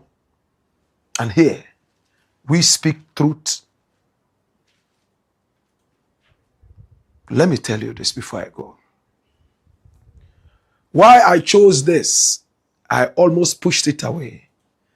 Our politicians. They come in and all they are thinking about, a lot of them, me, I, me, I. Everything they are eating with both hands. Some even eat with their legs and head and buttocks and front and everything. They are eating. They forget so soon that, like the Bible told that guy, you fool, tonight you are going dead like a puss picnic. Your life is not for you.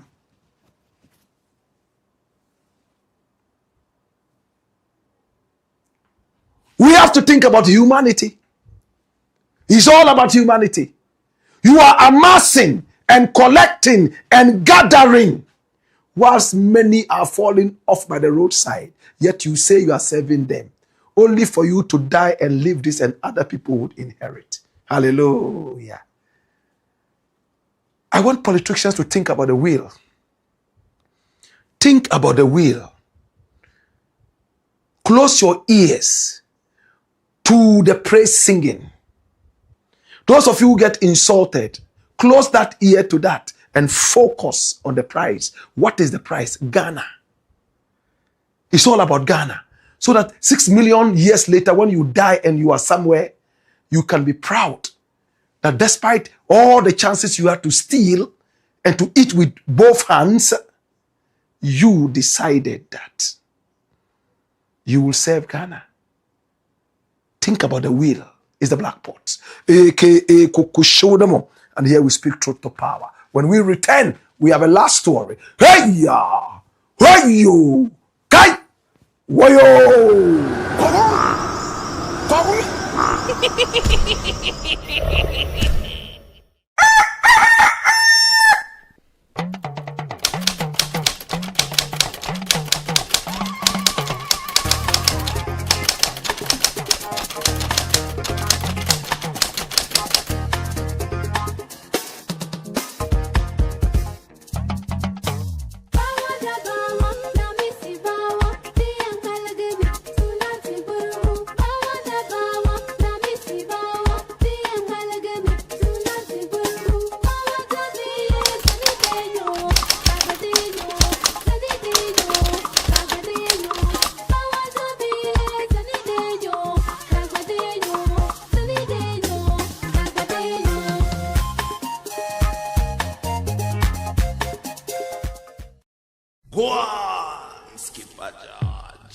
Blackpot. Kukushona. It's the black pot, aka Kukushona. And here we speak truth. Power. Our numbers are scrolling on the screen. Pick up the numbers and do business with us. At this point, if you have a story that you want to share with us and you want us to follow up, we are more than ready, and it's absolutely for free. We don't ask you for any money, and we don't accept any money from you for running such stories.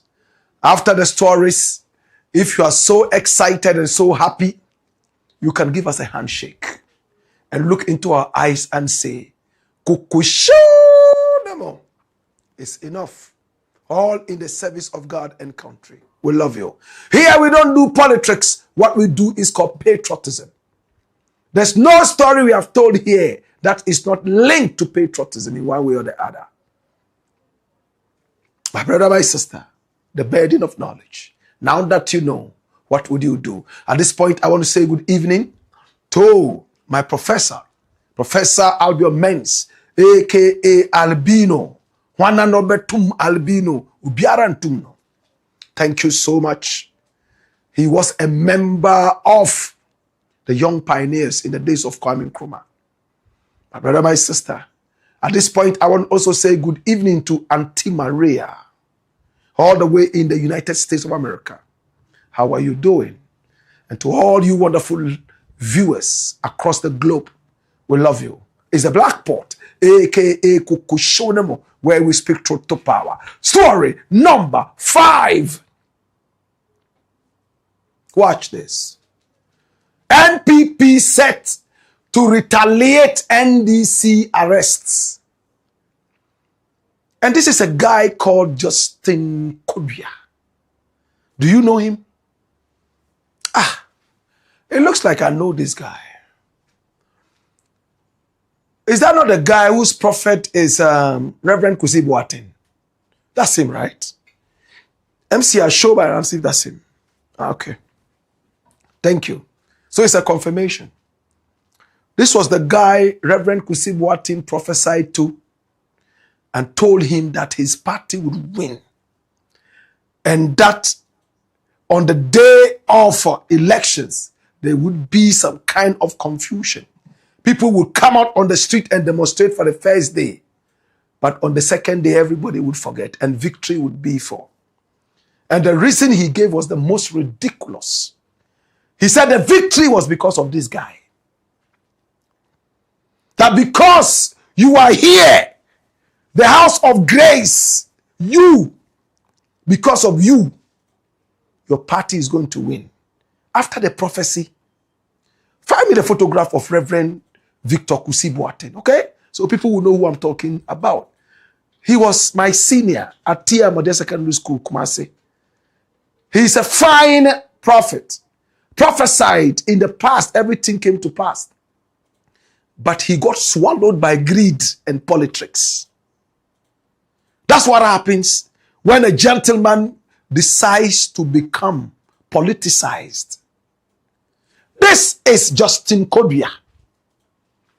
After the prophecy, Justin KODUA himself knew that his party had performed so abysmally, so terribly, that breaking the 8 was only a fantastic fantasy, a thunderbolt coming from the middle of the ocean. Eish! This is Victor Kusi Boateng, Prophet Victor Kusi Boateng. He's a rich dude, but greed. My brother, my sister,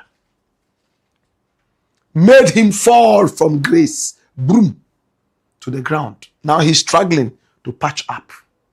The arrogance with which he even prophesied. He will win.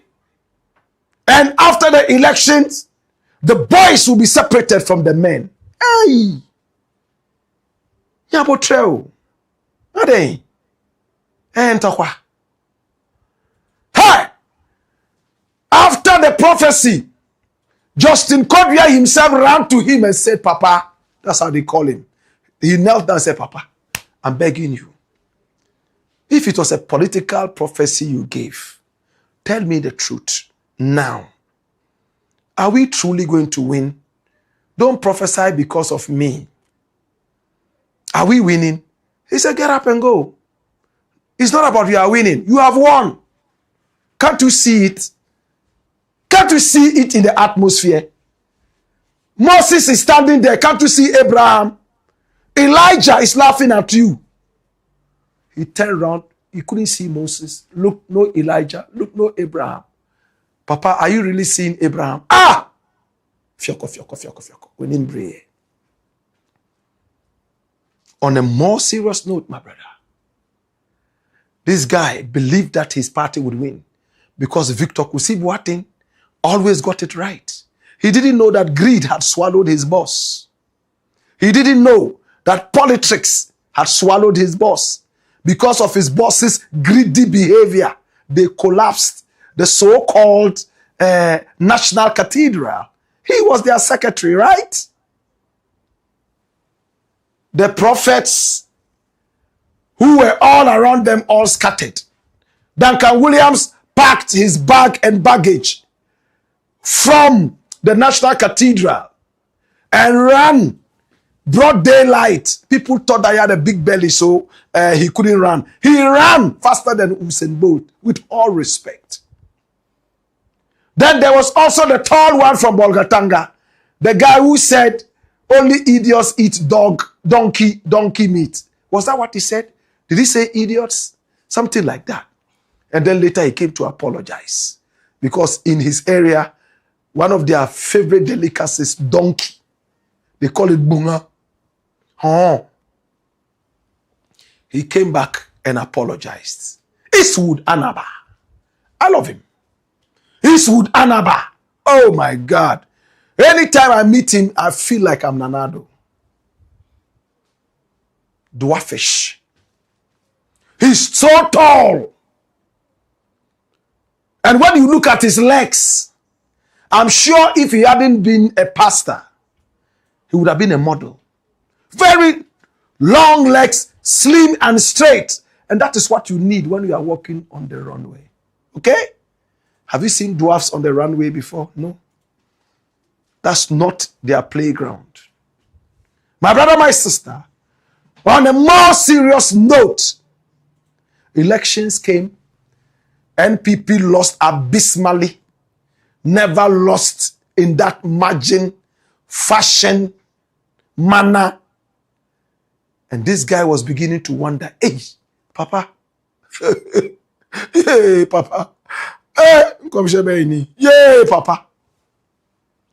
After the NPP was kicked out, Reverend Kusi Boateng himself was hauled before court on this cathedral issue and Ablakwa and plenty other issues. I don't know where the issue has gone. Last time I asked Ablakwa, he told me he would get back to me.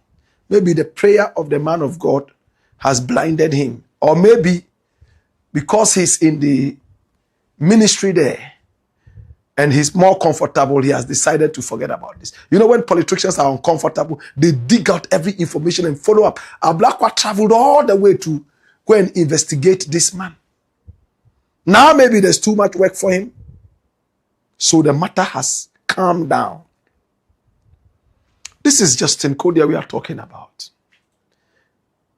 My brother, my sister, he said something that I felt was shocking. I didn't hear him.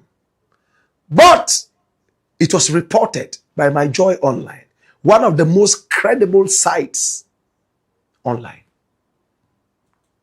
Watch this. NPP warns of retaliation over alleged harassment of party members. Run it, my youth. Ish. Now the opposition New Patriotic Party, NPP, has warned that it could respond in a similar fashion to what it describes as the continued harassment, intimidation, and arrest of its officials and supporters by state institutions if the trend persists and the party returns to power. When? The Bay. Now the caution was issued by the party's General Secretary, Justin Frimpong Kobia, during a protest at the Ghana Police Services Greater Accra Regional Police Headquarters on Thursday, yesterday, May 14, over a police invitation extended to NPP activist Nana Adonyame. Addressing party supporters, Mr. Kodua accused the governing NDC of using state institutions to target political opponents and suppress dissenting views. Now, according to him, democracy thrives on tolerance and freedom of expression, expressing that opposing political views should not be criminalized.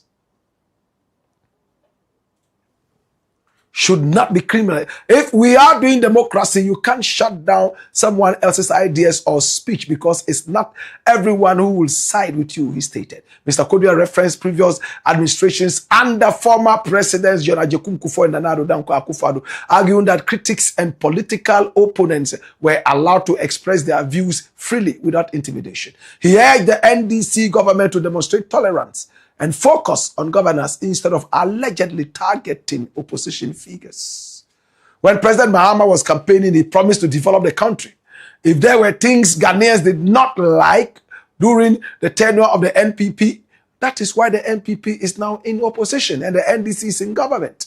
Mr. Kodua argued that if the current administration continues what he described as politically motivated actions against opponents, it will only deepen political tension and undermine Ghana's democratic progress.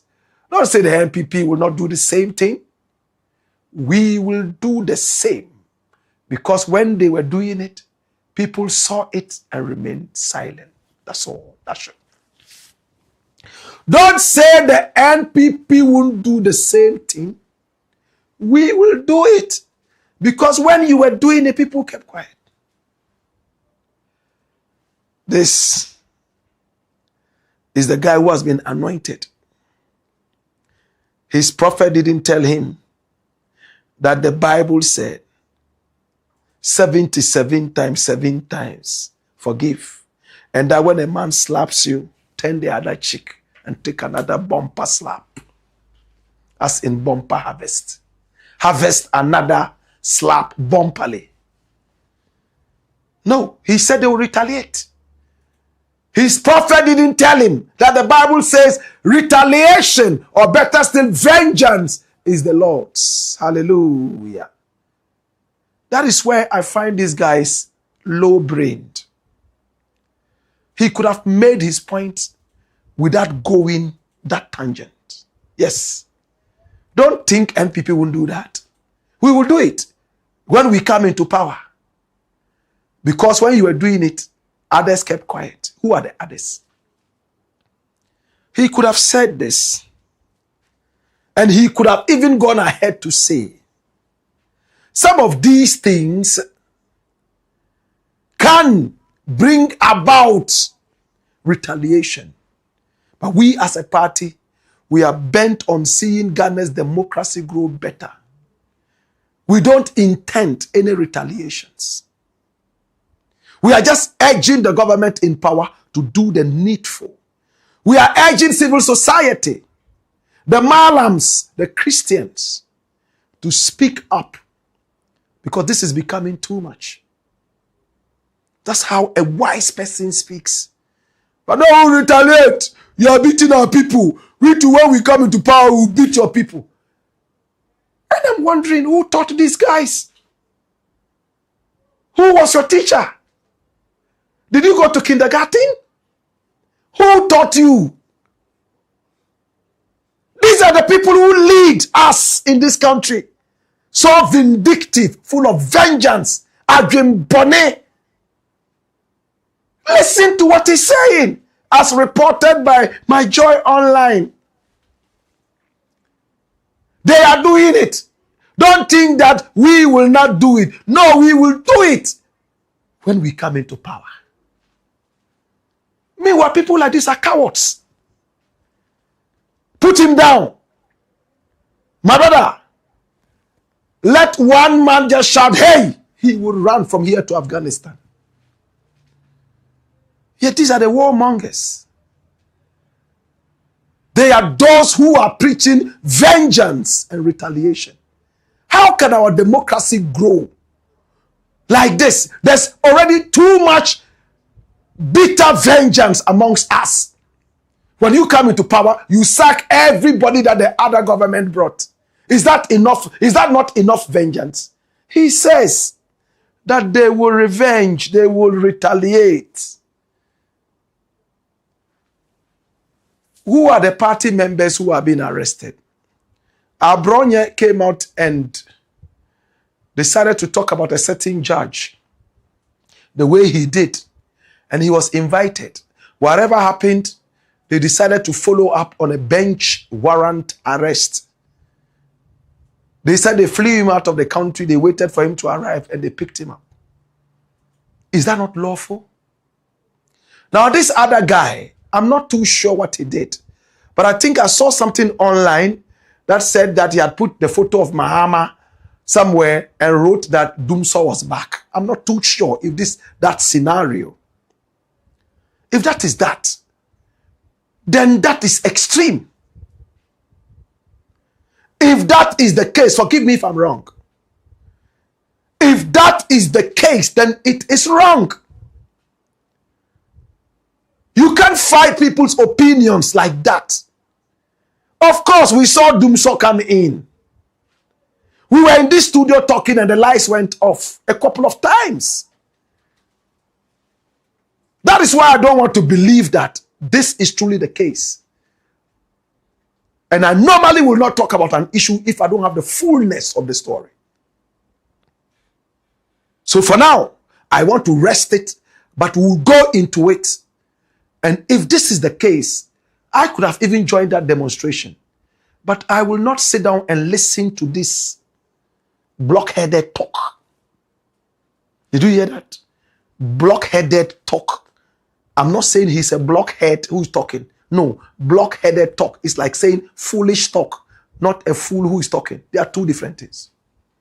I'm not looking at his personality. I'm looking at what he has said. It's disappointing. He's a young man. I don't know his age, but he looks young. Young men are watching you, and you are preaching vengeance to them.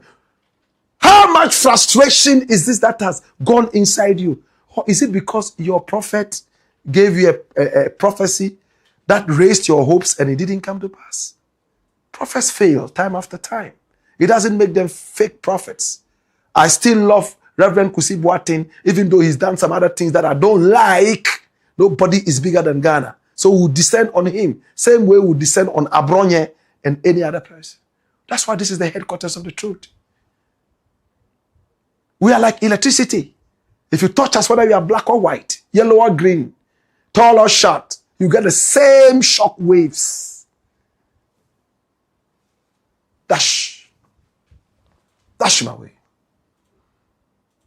We don't want the politics of retaliation, politics of vengeance, politics of retribution. Nah, we are not interested in that. Okay? Yeah, it's the Blakk Pot, aka Kukushonemo. And here we speak truth to power. At this point, I want to say thank you so much to Tesori Doriente. Turn every single shower into a royal experience with Tesori Doriente. And thanks so much to Millennium Insurance, your trustworthy partner. Thanks so much to Lemfi. I'm a problem fear. Yes, no transfer fees. Hey, you get the most competitive rates.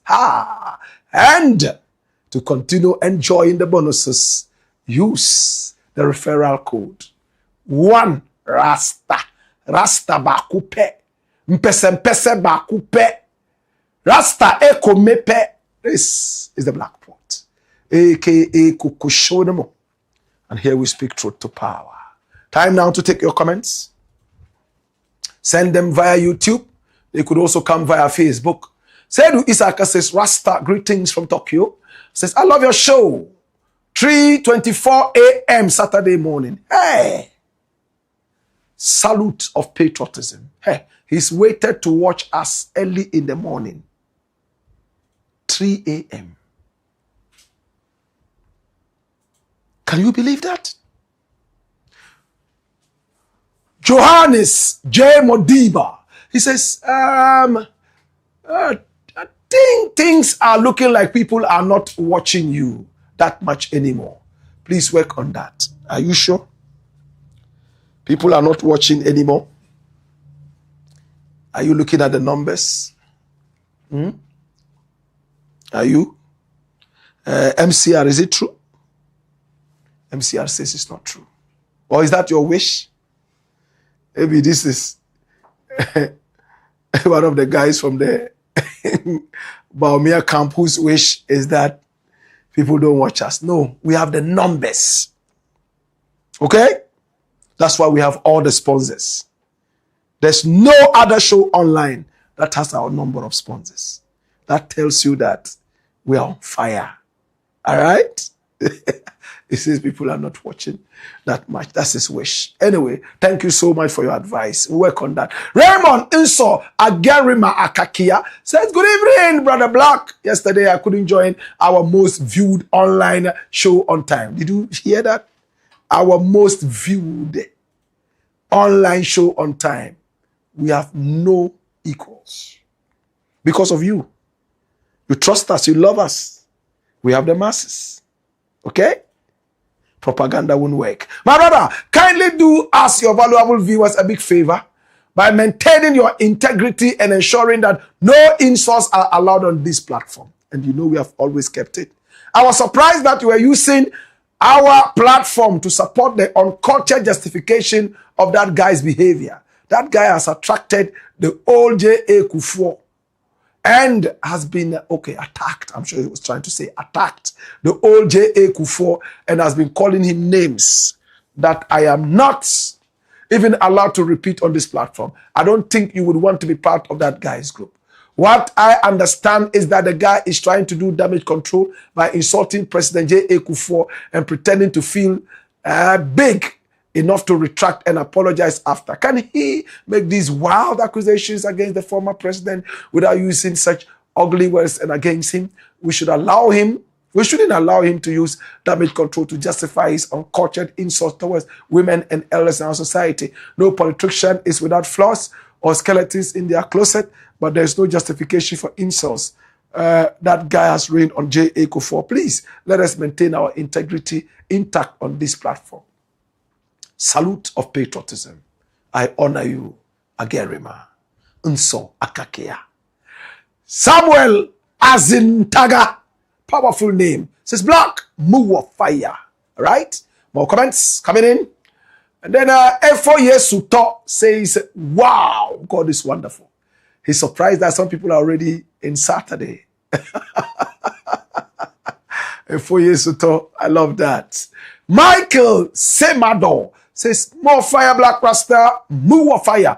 I wish this was a lady so that I could take her out to date this evening. On date, okay? On a date. Oh, what a program. So lovely and educational. Whether people are watching or not, it will be there for them to come and watch later. The truth is hitting them left and right. Blakk, I am watching live from Volta region, Angloga. Way. Angloga, way. Okay, so this is in response to Johannes's. And we are seeing Johannes for the first time on this platform. Johannes, we are watched so much. Look at the numbers that we have. Okay? And bring your advert on the show. It will do better than any other platform. We have the numbers and we are doing very well because of you. All right? We love you. And he says if I was a woman, he would have taken me on a date. Don't worry, I have a sister. Come and take her out on a date, okay? Yeah, man. Kwame Kwashe says, Blakk Empire Media, this is the headquarters of the truth. And he says, Blakk, our country or nothing. Why? Nana Ogun Power says, my greetings to spiritual president and Obidiaba. Kamshina Zaid says, Blakk Rasta, more fire. Nikum says, good program. Abena Sela says, fire. Yeah. So Nikum says, good program. All right. I remember when we started and we had 17 people watching. And then there was a gentleman who came here telling us, so you are here shouting because of these 17 people.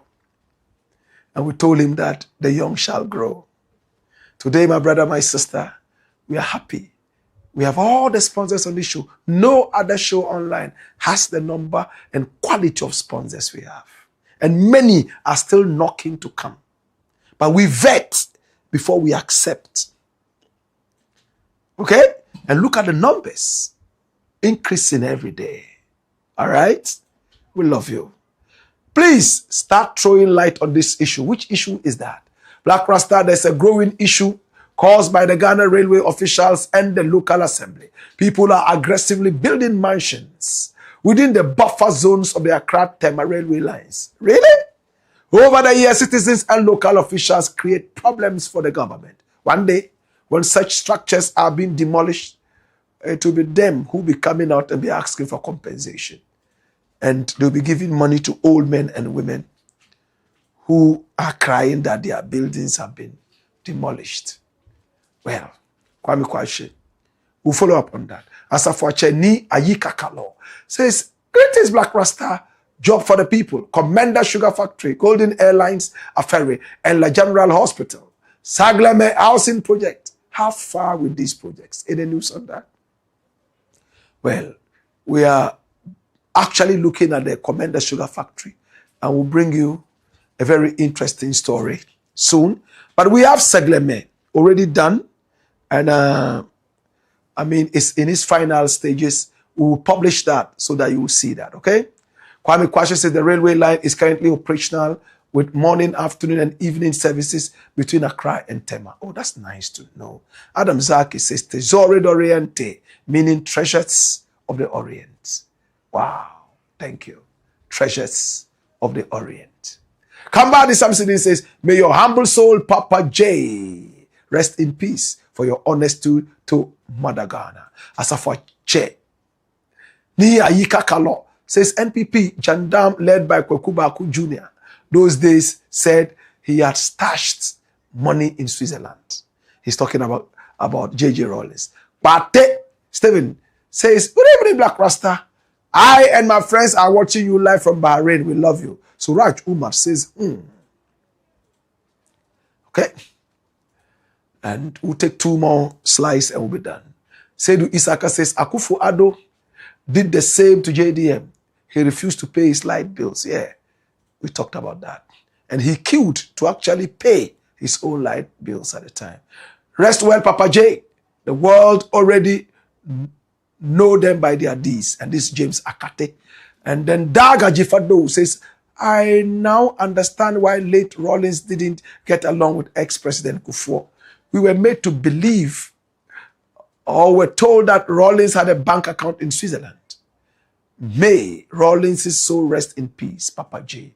James Lloyd says J.J. Rawlings must be exhumed for a proper honorarium burial service. Uforma Holy Omoto says, good evening, Black Rasta. More fire is the black pot. LC Senna says, today Kufuor and Akufo-Addo are enjoying the magnanimity of His Excellency J.M. now. Bori Issa says, Kufuor is just a wicked man. Rap Thunder says, I listened to Kevin Taylor because of your legendary. And he goes deeper into this matter. What type of party is NPP? We, the youth, are listening and seeing everything. Elsie Senna returns and says, I think it's their modus operandi because I'm shy. He said, but how come the NPP is crying wolf every day if they have done all that when they were in power? Oheneba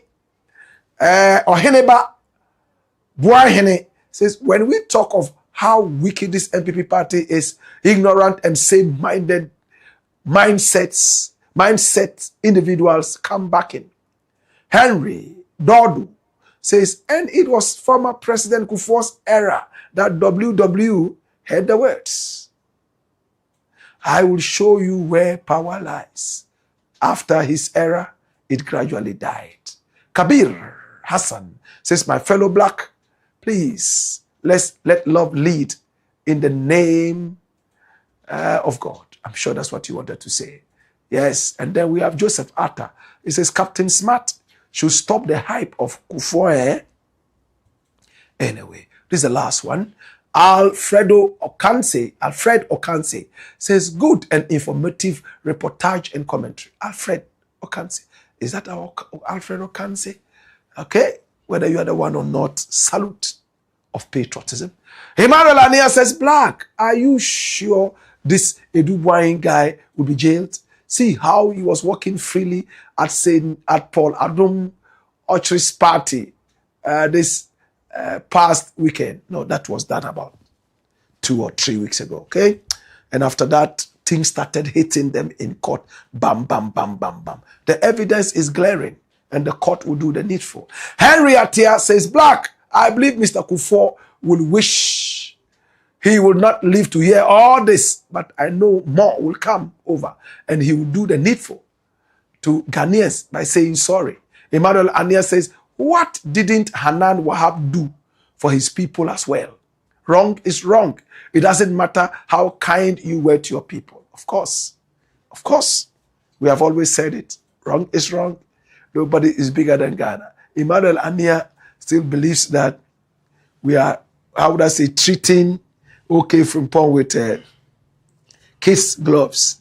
But he's been on this platform for long. He knows how we operate. We don't just jump into it and behave like crazy people.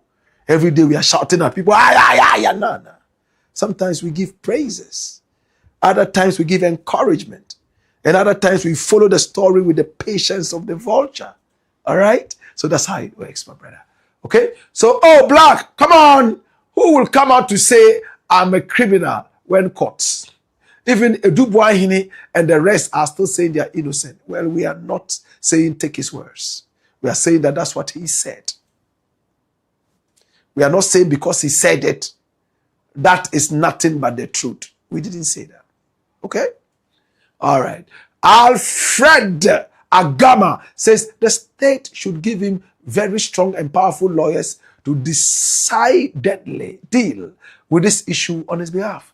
Yes, there's a lawyer called Joe Appiah. He's in charge. Barima, says Captain Smart, we know he moves. We know. Okay, well. Okay, we know when he moves, is not straight. He curves. Okay. Henry Atia says, Blakk, great man. Thank you. Honorable Quason. Is it our Honorable Quason? Ellen Sewa Ni Huang was the ambassador of Ghana to Switzerland, based in Bern, around 2004. She served as the head of the Ghanaian embassy in Bern during that period. Oh, really? Oh, it was Ellen Sewa Ni Huang. Okay, so this must be Honorable Quason. Yes, and that's his photograph there, right? Yes, Honorable Quason. Okay, anyway. This is, so the woman there was Ellen Sewa. Okay, Nay. Okay, that's Nay he put there. Nay Huang. So Ellen Sewa Huang, right? Or is it Ni Huang? I think it's Ni Huang.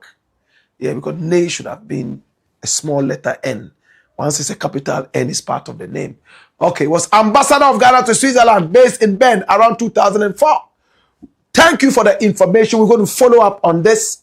And if she's still alive, we will require an interview with her. Okay? Then Jima. No, this is Jim Morris. Jim Morris. Sidar says, Frank Amwakwehine is a minister, not an MP. Oh, he's a minister. Ashanti. Oh, yeah. Ashanti regional minister. Okay. And I said, an Ashanti MP. Me try show. Why should there phone? Thank you. I appreciate that. It's been the Black Pot, aka Kukushunamo, where we speak truth to power. And we appreciate you. We love you.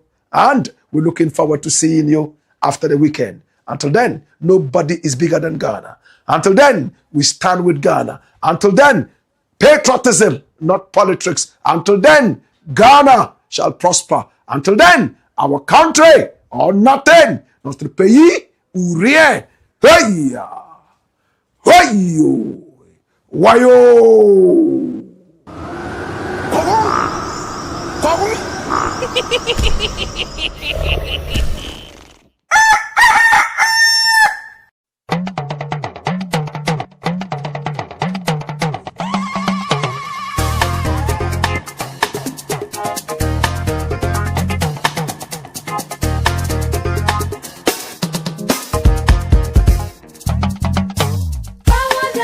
One